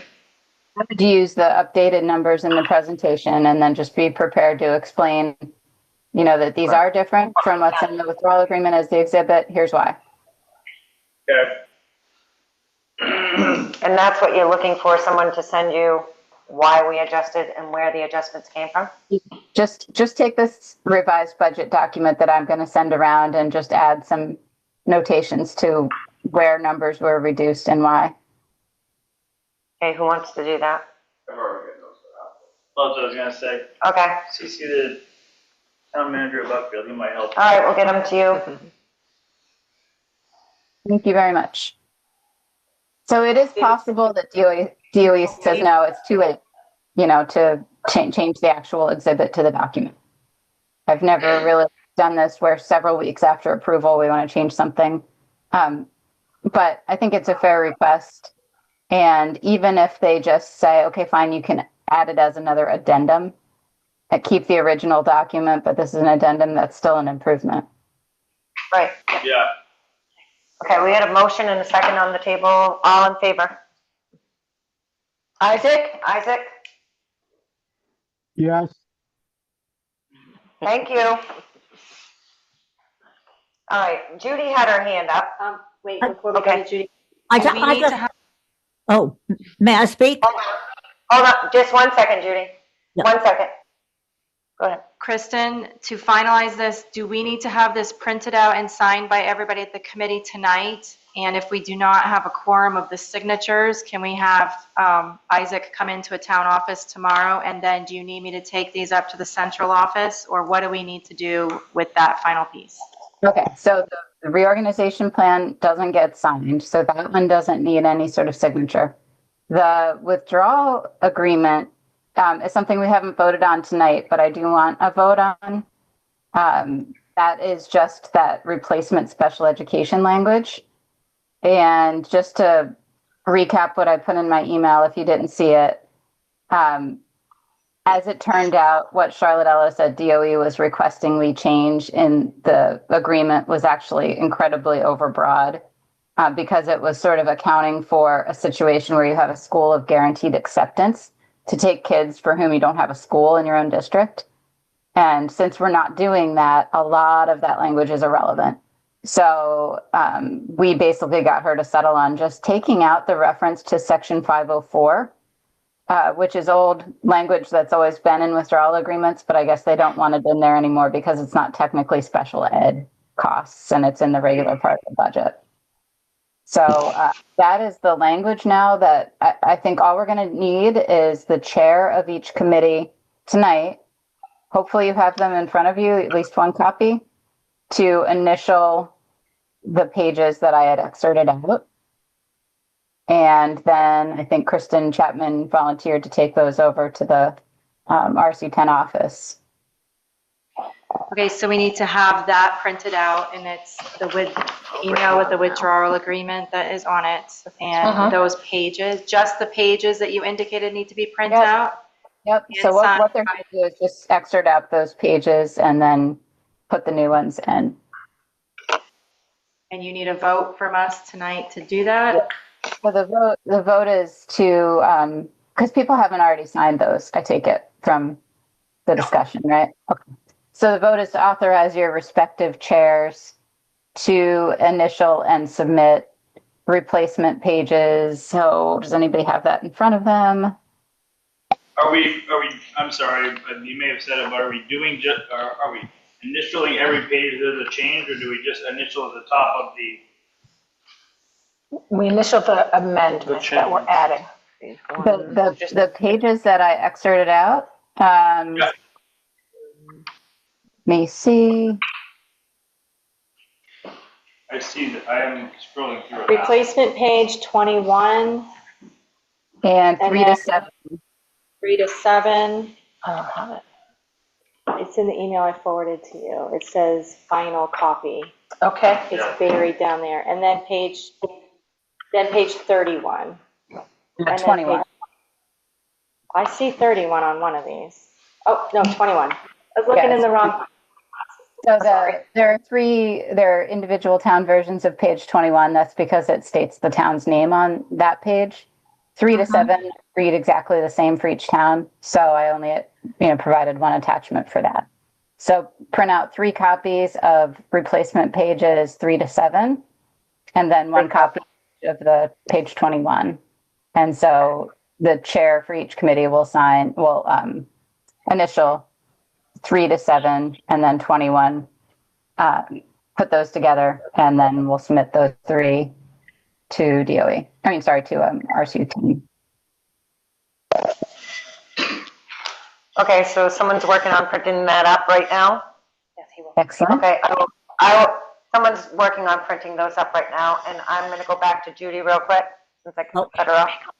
Okay, I may be too late in asking this, but the current RSU budget includes an assistant superintendent. And now that position is vacant, are they seeking a new one, or will that position drop into carryover? We don't know. Okay. Have no idea. We need a motion. Okay, we need a motion. We need a motion for what? To allow the chairs of Blackfield, Hartford, and Sumner's RSU withdrawal and reorganization planning committee to sign or initial the pages And submit replacement and send pages. them as replacement pages to RSU 10. Second. All in favor? All in favor? Isaac? Yes. Thank you. Welcome. It's like peanut gallery. It's like Neil over here, you're gonna speak up, Neil, I'm gonna forget you're here. No. All right, are we through that, or are we just holding on? Can we move on while we wait for Cameron to bring that in? Okay. New business. God, no. Any new business? Can I bring this up? Sure. What's this? That is just a addition to the facility subcommittee discussion about setting up the central office. It's just a list of what we need or what is expected from the ordinances. We have to follow the local municipal ordinance, and Sumner doesn't have much because the office is going to be located in Sumner. We will have to have the code enforcement officer take a look at it, and I have a phone call into the fire marshal, and he hasn't called me back yet.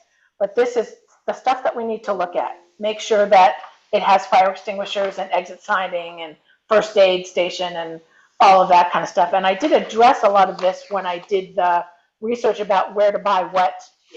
So a lot of that is on that, but this was a list. Well, like a checklist that can be used. That's great. Thank you. You're welcome. Any other new business? No, but can you circle back a little bit on the revenue side? Can we talk about what we're thinking that we might get? Because you were mentioning a carryover, and how much was that going to be? What is it listed as? 420. 420,000. So 420? That's the 31%, is that what you're saying? Yeah, that's 31% of their. Okay. 1.4. 1.350. I was trying to understand that too. So are we subtracting that from 11.8? Well, that's the idea, because we're going to get that money, I guess. You would build that budget, and then you would list it kind of like what they do. Basically, yes. Now, the title, I know that Connie talked a little bit about that. What was that minimum that you had, Connie, that we would get minimum? Yeah. Neil, are you talking about the title grants and how much they estimate? Yes. I wrote it down. But they're not revenue, so just to be clear about that. Hang on, I gotta get back to that page. So, hang on. It's about $500,000. I don't even think we should write that anywhere, because it's not listed on RSU 10's budget as revenue, and I think we should just leave it alone. Okay. I 100% agree with you. So the only thing that we're looking at is the 420, and that's it. The 420, yep, that is something that's counted on. We won't touch the lunch because that's a separate Right. thing. And the only other thing that we could adjust is, the ED 279 that we're using is going to be what, a year or two old? Right, 2 years old. right. So I don't know if there's a way to project what the ED 279 would be 2 years from now. Well, we don't No, know. because We we're don't changing know. the formula. But that is something that we could discuss, But- that we're using a Okay. 2-year-old. Go ahead. Something that could be added, folks, is we do have, I believe, Connie, didn't DOE give us projected ESC sharing? So they did. So the DOE said you would have an additional 30,000 and change for your per student. And then if you also belong to an ESC, you could probably have half of the cost of an executive director, depending on how that position was shared. And you would have SIS, Student Information System, software paid for. And as a new startup cost, you would get your budget software paid for. So it's And that, go ahead, Michelle. that would be back to that thing is if we came together and then we separated. Is that what you're talking about? No. So what I'm talking about is once you're an RSU and you found another education service center to partner with or services to sell, you'd have to amend the interlocal agreement, or maybe your district would sell those services and the DOE would fund the costs that I've just mentioned. Okay. Because we need to do that. It's very critical because the SIS is Power School. Mm-hmm. So basically, if we don't do that, we're looking at $80,000 to $100,000 add-on to the budget. How do you do that? Well, that's a good question. Hopefully, the new transition manager, the superintendent that we hire, will know how to do all that. And Connie's going to tell us how, so. Okay. I can comment on having talked with the superintendent about the ESC model. Do I want to talk about that now, or do you want to wait? No, sure, since he's talking about revenue, we might as well have that. Okay. So I believe the consensus, the summary statement from the superintendent, Matt Gilbert, was, no, that's not really going to work. I asked for clarification, but I will just read to you the response. And I gotta go up a little bit. Are you talking about asking him if they'd share services with us? We had asked, you guys had asked me to reach out to him about coordinating together with an educational service center idea surrounding combining central office. Mm-hmm. Remember, that's as Yeah. Jason Long had proposed in the last meeting. Yeah. So it's kind of a wordy email, but he says, right. In short, an ESC could allow multiple districts to share services, including things like central office functions. I think this could be an interesting option for the towns to explore, although it would be difficult to put something like this together on a timeline currently in motion with the withdrawal process. It would take some research, planning, and coordination among all the communities involved. If the withdrawal doesn't pass, I think an ESC model could be a really worthwhile path to explore. If the withdrawal does pass, it could still be an option down the road, but the new district would need to maintain its own central office during the transition. He also said he's made some initial contact with the state to learn more about ESCs and better understand what might be possible, particularly as we prepare for the outcome of the withdrawal vote. And then he linked me the DOE page. So I took that to mean not really, like we couldn't really work with them. I asked for some clarification, but I haven't heard back from him on that. So okay. I know there was also some interest to maybe reach out to RSU 56 with that same idea. Did I imagine that? Well, we also talked about reaching out to Richmond. To try and coordinate for central office with Richmond, or some other idea of ESC? I think it was a different idea of ESC. Okay. I don't remember anything about Richmond, so. I didn't either, but if the committee would like, I can reach out to RSU 56 with the similar question. Sure. Yes, okay, I will take that on board for this week. Okay.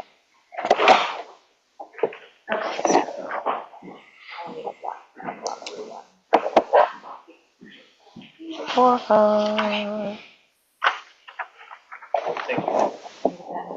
Yes, I do. Hey, Kristen, can I ask a follow-up question?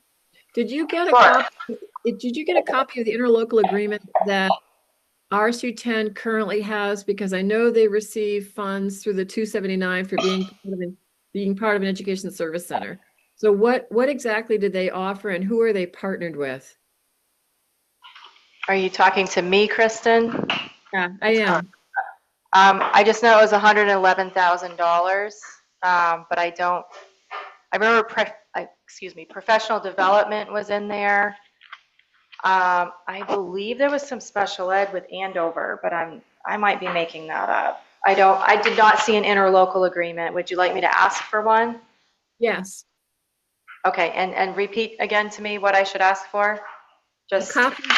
A copy of their interlocal agreement and who is part of that ESC. Are they part of the Western Maine Collaborative? Who exactly is? Yes, they are Western Maine Collaborative. Okay. I'd really like to read that interlocal agreement. Okay, I will email and ask for it. Thank you. Okay, so we're just initialing every copy of these? Yes, every page. Okay, top, bottom? Verify you have everything, because there was 4 or 5, but 3 of them were for one for Buckville, one for Harper. Yeah, 3 through 7, and then the one that says 21. Town of Buckfield, correct? Page 21? And then Sumner and Harper. Uh-huh. Yep. 57 and 29. Uh-huh.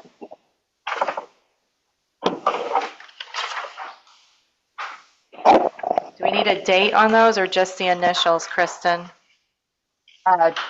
Just the initials. Okay. And then do we just give them all to you, Kristen? And I take these, I scan them to you, and then they get taken to the central office tomorrow? Yeah, ideally if you can scan them to me, but if that's difficult for any reason, you can just go ahead and give them to RSU, and I trust that they'll scan them to me. Cam, can you scan them for us? Oh, no, it didn't. Cam's gonna scan them to you tonight. All right. Thank you.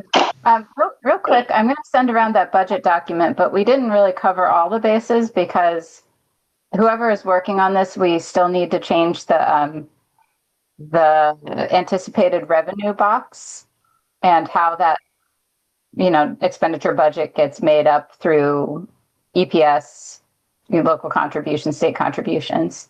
So if someone could take a look at that and the town, individual town projected assessments and increases, because that's going to change too with that lower number.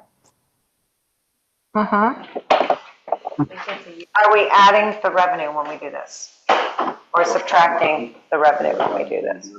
Well, really good question. I mean, there is a world where you could say, look, we are banking on there being some ESC participation. That's going to yield a reasonable amount of state revenue that we're going to say is this number by estimate. You could do that. I think that's fair and defensible. Whether it's going to be material enough a change that you feel it's worth sticking your neck out on and promising an ESC where there may not end up one, that's up to you. Well, I'm just hoping that we're going to put the 400,000 in or whatever our carryover is going to be. 420, and yeah. Anything else, I don't know what I'd put for a figure. The 420 is already in the document. Oh, it is? Yeah. In the budget? Yeah. In the anticipated revenue piece of the budget document. Uh-huh. And then we go through regular, state contribution to EPS, local contribution to EPS. If we wanted to do a line that is state contribution to ESC, we could add that in and estimate that and hope to reduce the bottom line. But I mean, we're at 11,870,000. I don't know, Connie, if you think it's going to be even in the 6 figures. Yes. The state contribution. I'm not sure I'd go out on that limb, Kristen. Yeah, with that in mind, I don't think that 11,770, even if we could get it into six figures, is going to be a material difference for people. Right. So But if maybe we you don't subtract to doing an ES, it doesn't shake out. But then we subtract the 420 from the 11,770,000, or do I have that right? What are they asking? I'm sorry. Okay, so First, it's 11,870, right? 11,870. Right. So that's, we're putting out here, and then we're gonna put our revenue up, and then give a total number and break it down to the mill rate? So I've got it on my screen now. Yep, 11,450. Here's the 420 for the carry forward of the undesignated fund. Yeah. But these three numbers, of course, change in order to make up the 11,870. Oh, yeah. And then down here, we need these numbers revised accordingly. Okay. Yeah, I have those numbers. Kristen, All right. doesn't the additional local change as well? Kristen? Hold on. Yeah. Yeah, The Connie. additional local is going to change too. Yeah, exactly. Do you want it to already calculate the 420,000 or no? Kristen? And indicate the whole 420, right? Well, you do, because if you're looking at, I don't have a mic, so. Here. So for this, because you are accounting for that local revenue, that's going to change that additional local fund. So your additional local funds based off of what you came up with tonight is 3,362,830.63. Your local local contributions to EPS allocation. This is what I get. That doesn't change. This is what I get. It's just the local that changes. 3,362,830, 63. Yep. Okay. And then the state. Your local contributions to EPS is what's mandated by the state, correct? So that doesn't change. Right. No. And then your state contribution to EPS doesn't change either. Correct. So the only number that changed is the additional local funds. Is that how we do that, though? Yeah. Okay. Because this top figure, this Right. 420, Yeah. reduces that additional local. Oh, okay. And then I think on the next page, did you have it broken down by Yeah, town? but she needs to minus the bottom, the 11,800. She needs to change that. No, because the total expenditure budget doesn't change. It's still Oh, okay, 11,870. so that's not going to take that into account. Right, that budget's Okay. still going to be that All right, budget. All right, never mind. And then I think she had it broken down by town on the next page. We'll just have to make sure our math is right. 11,870, 818, 99. We're good. Okay. So, 22, 27. So is this That's state projected new extra RSU money assessment? for when they do out of district placement. That's just the additional local in column 3, right? No. So are we doing 50-50? 75-25. Yeah. Well, this was done before the 75-25 was agreed on. So I was just wondering what math went into this. Yeah, so that should be just the additional local, the projected new RSU assessment. Like what it is total. Okay, now I'm making sense of it. All right, so the 996.34, none of that stuff changes. So for Buckfield, the new one is 1,432,959.57. Hartford is 1,182,568.78. And then Sumner is 747,302.28. Do I have the differences? I do have the new district total increase for Buckfield is 436, 619 and 34 cents. Hartford is 355, 445, 31. And Sumner is 225, 868, 39. I got those. And then the I think. additional local funds that you worked into those on the 75-25? Correct.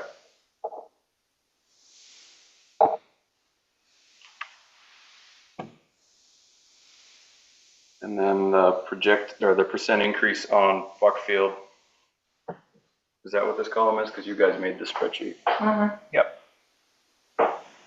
No, that doesn't seem right because before it was 30.5%. Now it's. Well, that was, she said it was 50/50 before, remember that? Right. Yeah. Before. Right. Oh, that's right. Still doesn't make sense. Percent of local share. It's looking at the total. It's not looking at. Let me look at the formula. D26 Divided by D30, which is. Yeah, so the formula on this one was just based on additional local, and this spreadsheet only accounts for the full amount. So I'm gonna have to go figure that one out.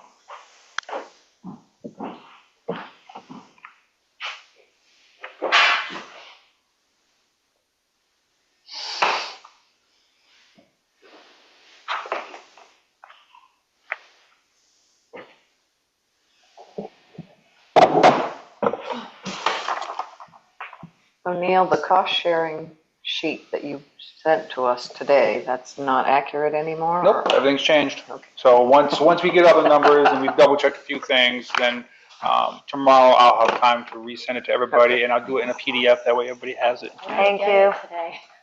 I'm sorry? I didn't get it. I didn't send it to you today. Oh, okay. So I think That's you when I meant. checked my email. Yeah, that's what you checked. How's retirement anyways? Is it supposed to say 26, 27 school year? For Or what? is it supposed to say 27, 28 school year? What are we doing? On the Right RSU. on the bottom. Oh, whoops. One more. About that? Deb was saying, Kristen, something about on your paperwork, you have it listed as 26, 27. The question is, should it be 27, 28? It's a 26, 27 assessment. That's the current year that we're showing as the baseline. Because we don't know what it's gonna be. Right. So, So this is the current RSU 10 assessment for for those three. Yep. Projected new RSU assessment. Amount of increase. That's still a lot. That's still about what, $1 million? confused, yeah, because every one of those numbers came down, but when I'm calculating the percentages, I'm getting higher. Yeah. Pam was working on that.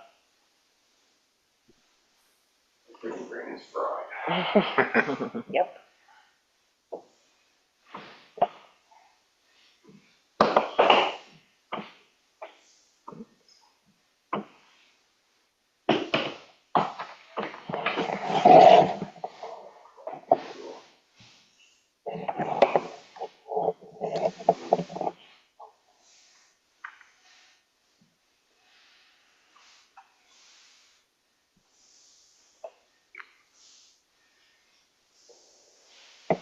Well, yeah, at one point, something's not right. It's huge. It is huge. Because if this year's is 996 and the new one's 1,000,004, that's like a 50% increase. It's 43.8. So yeah, how did we do this percentage before? It was 50/50, not, this is 75/25, right? Yeah, but that's still, We're mixing things up Yes. somewhere along the line. Yes, we are.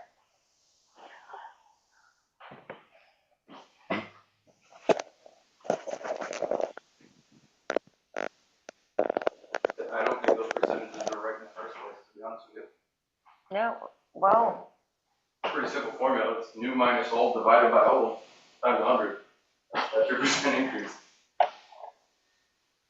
The projected new RSU assessment, so these add up to 3,362,000. That's the additional local funds yeah, only, yeah, not the local contribution included with that.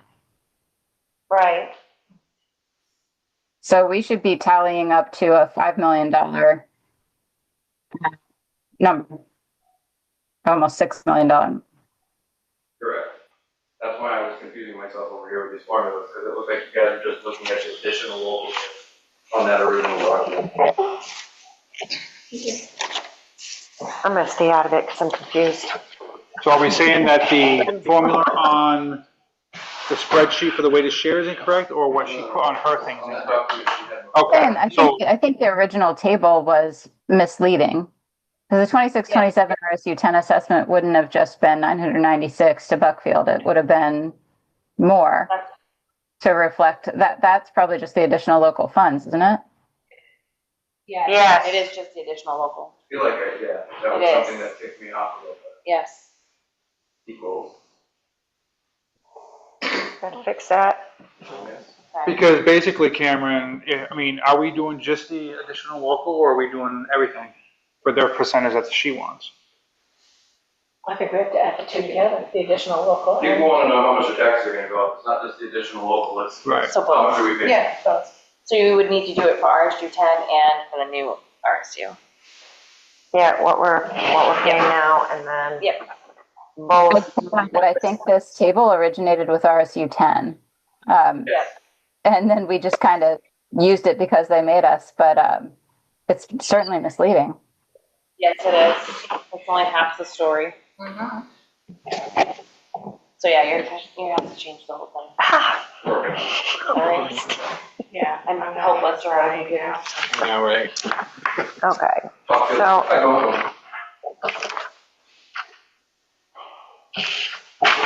So Buckfield's 20.24%. that's a lot still. So do you guys have numbers for the total 26-27 RSU 10 assessment? He wants the full amount. Yeah, everything. Rough and all. All right. 26, 27. So the full amount for let's go back to RSU because you need to fix that one too. Wouldn't it be the full amount for RSU? Yeah, it's right here. 156? So that one's going to be in the first column for Buckfield. It's going to be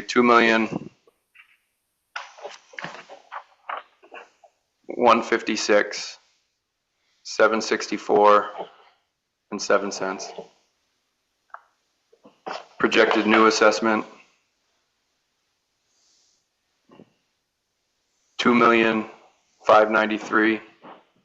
2,593,383 and 41 cents. I don't know why I have a 2024.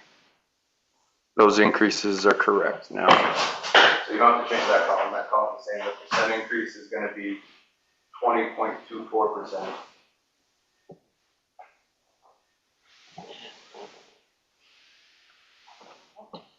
And then Hartford for the old RSU is 1,872,389. Oops, sorry. 389 and 31 cents. 31. The new assessment is 2,227,834 and 62 cents. That stays the same. It's 18.98%.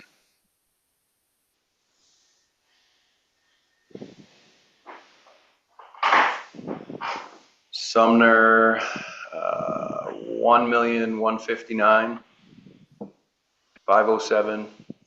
1,159,507.05. And then 1,000,000 385, 375, 44. And their percentage is 19.48.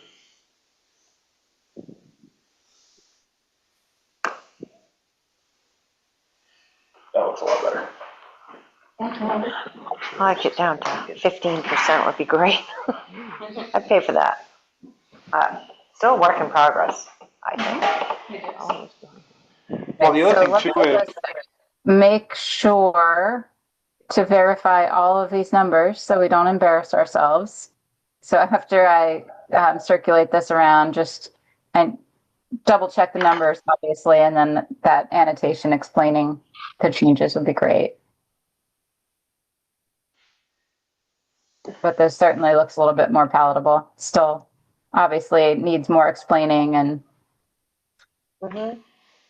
perspective. But Yeah, well, looking at the list of revenues in here, I mean, someone said, is LEAs kids that come from other schools?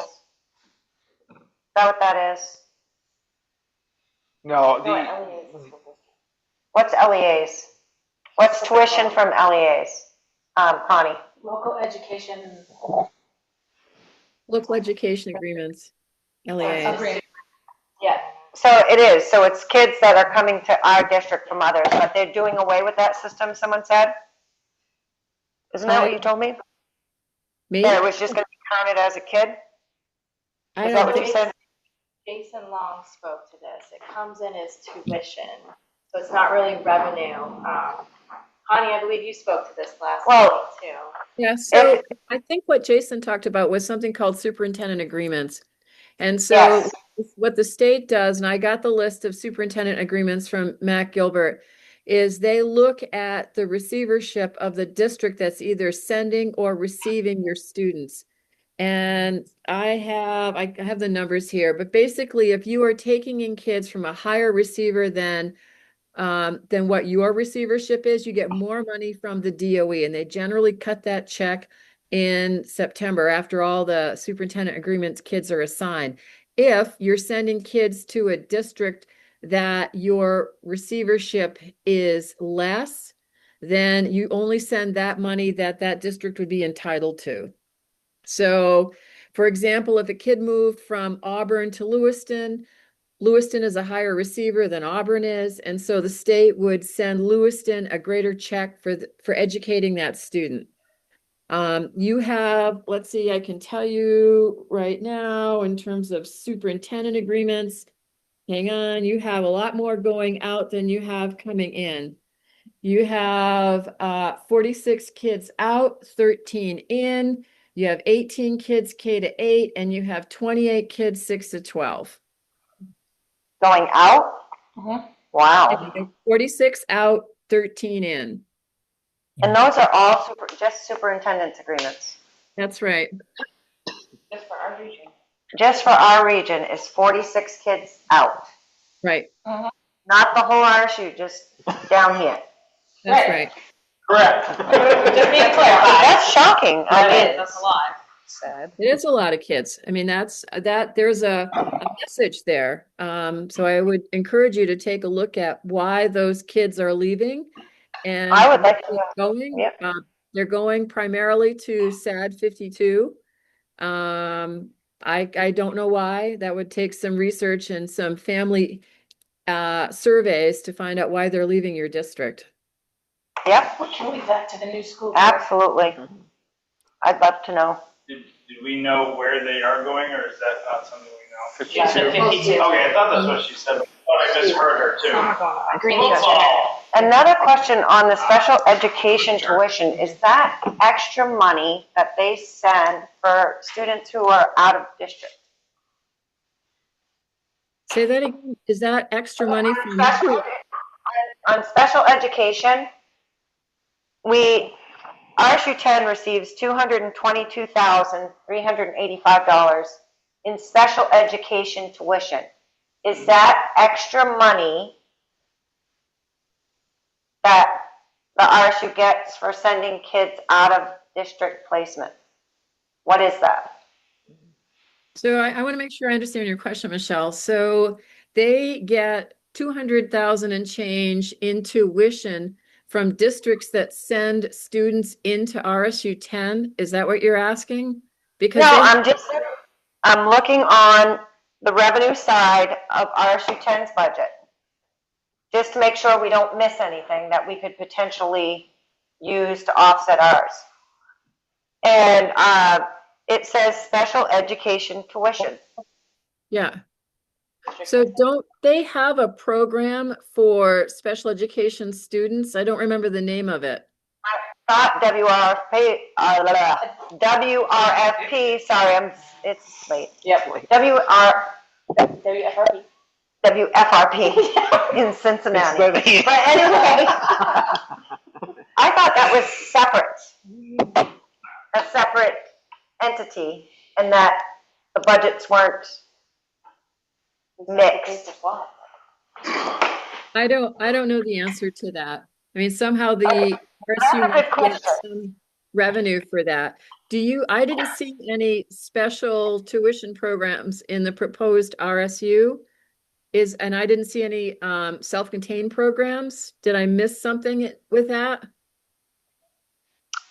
All I know is all I thought was that they sent their kids to WFRP, and I thought it was a separate bookkeeping thing. But that's why I was curious on what the special education tuition was.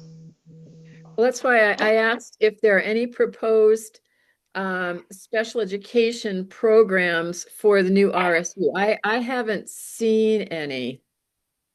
No, there aren't. Nope. It would just be our slots at WFRP. That's it.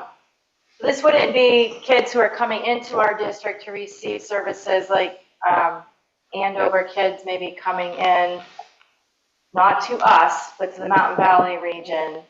Their special ed tuitioning coming towards us, or Actually, wonderful.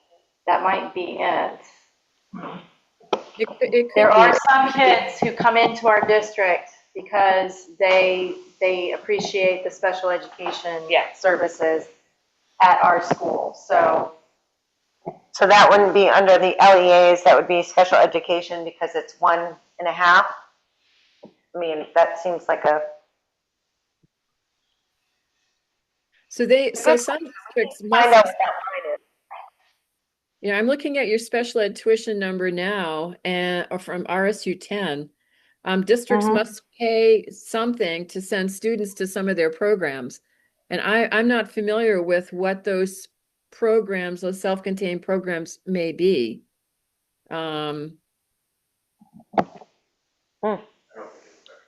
So, but I think for you, what's relative to this conversation is, are there any programs projected to be in the new RSU that might accept special education tuition students? And again, should we find out if we do anything down here? we don't currently, to my knowledge, but I have talked about how that would be a great thing to Yes, Right. but we don't currently. But we do not currently. Okay, we don't do it. No. So Because not only would we send kids to WFRP, we'd also send them to RSU 10 for, like, what is that program that they do for, where they, my gosh, my mind is gone.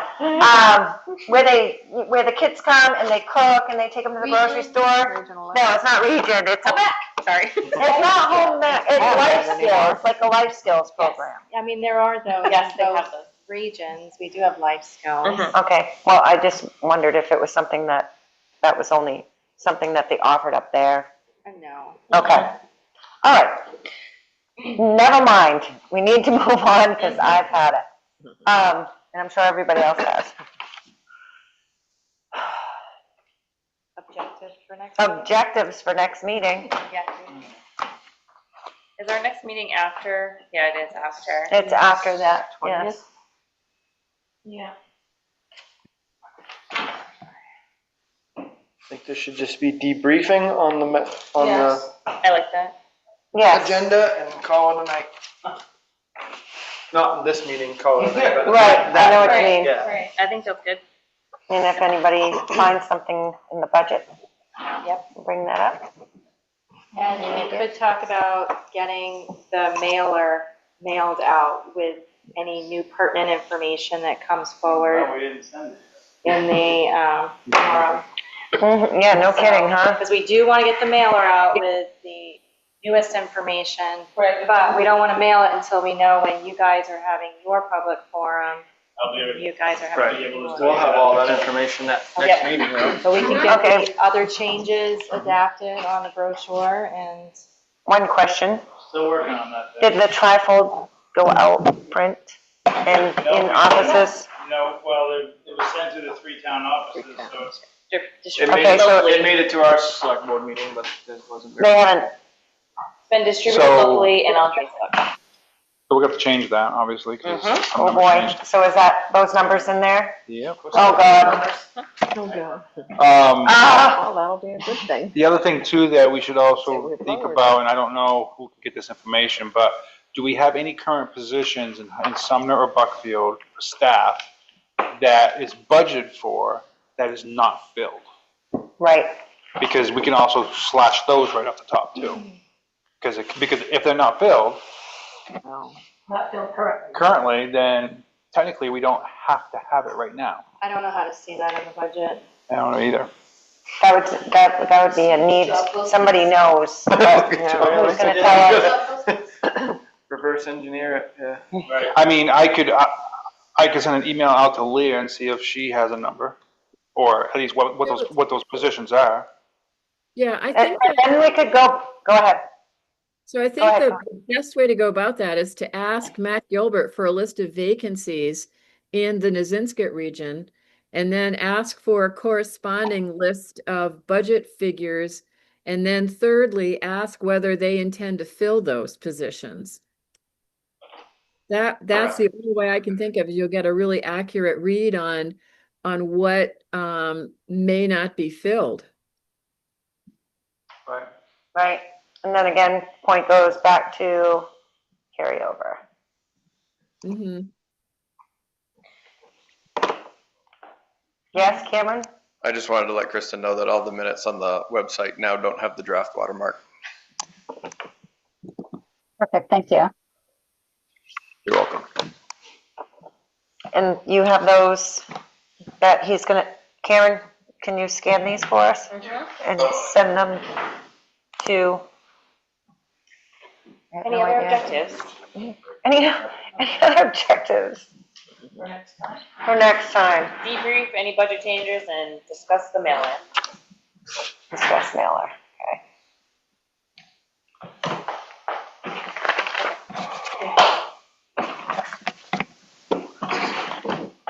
Alrighty. And who is doing the notes on the budget? Cameron? Cameron is. Cameron is? Okay, And- because he had it all ready. Yeah. Okay. So, Committee member comments, or did we get them all out? I'd just like for us all to be a united committee on Tuesday night. Absolutely. And I will be quiet. Are you planning on having any, like, handouts? it would be nice to be able to have the trifold ready for That would be a Tuesday good- with the updated numbers. I know it's a lot to ask, Nick, but it'd just be nice to have it there so we can hand it out to every single person who walks in. Who's printing? Well, so the Town offices. I'll say the subcommittee, when we discuss, we'll figure out exactly how to present the information, but there will be something physical. I have concerns over the fact that we're putting together a PowerPoint presentation, and I've been in plenty of instances where I was watching one and couldn't see Yes. anything. So There will be between handouts. this 2 or 3 documents, Aaron is going to present whatever you may have for documents. Right. I'm planning on most likely building out the presentation and having those slides or maybe the pertinent slides on paper. So Yep. we might be looking at like a 5-page packet. Yeah. And I will say, I requested for Matt Gilbert to let me know whether Brian would be there to project the PowerPoint, and I have not gotten an answer on that. So, Has anybody ever sat in a meeting in that room, cafetorium, and seen a presentation like that? Yes, Where do they project? Well, they on a have big some screen. side. It is still very difficult to see. Yeah, off to the side. But we're not talking about in the auditorium, No. we're talking about the auditorium cafeteria. They have like a Yes. 65 or 75-inch TV that they Yeah. wheel right in front of the cafeteria doors. Yeah. Yeah. And that's what everybody looks at. Really difficult. But And it it's is hard to very, see. very hard. Do they ever put the wall out and can you project on the wall up on I the don't know. stage? I mean, we actually can't do anything about it other than asking what Brian can set up for us because he's in charge of all that. So having the show. And Kristen already sent the email out to Matt and Brian and, We had a projector, I just didn't know if we could project. yeah. I think that Brian is gonna set it up the same way he always does RSU 10 meetings when they meet there. And that's gonna be that. So for those of you that can see, great, but otherwise you have handouts. Yes. And Sorry. a caveat to that, I do not have the answer yet whether there will be the ability to remote in or whether this will be recorded. I'm also looking for those questions to be answered. And just to, is it 6 o'clock or 6:30? 6 o'clock. That's 6 here. Okay. Let me check it. I'm pretty sure it was 6 p.m. Yeah, me too. How I got that I'm wrong. gonna check the agenda. Okay. Will anybody need help folding those trifolds, or are they They're not going to be, printing? Or you're just stapling them together? Stapling it. Yeah. great question. I'm sure help will be needed in maybe the town offices because we're gonna most likely throw this back to Town offices. some town office or something. I don't know. Print them. We'll Yeah, talk. that's Yeah, we'll talk about We'll it. share. Okay. I don't know. All right, how about Connie or Kristen, do you have anything else to add? Did we get our work done? All of it? Yes. 6 o'clock. See it on the What did you notice. say, Kristen Collins? Cool. I said you've had a very productive meeting. Okay. Yeah. we're awesome. All right, how about, are we done with our committee member comments? Anyone else? How about public comments? Anyone? Judy? You have any comments for us, Judy? Nope. You're the only one left. No, I move we adjourn. I second. All in favor? And I want to thank Cameron for working so hard on that budget. Who seconded? All in favor? Whoever you want. Objection?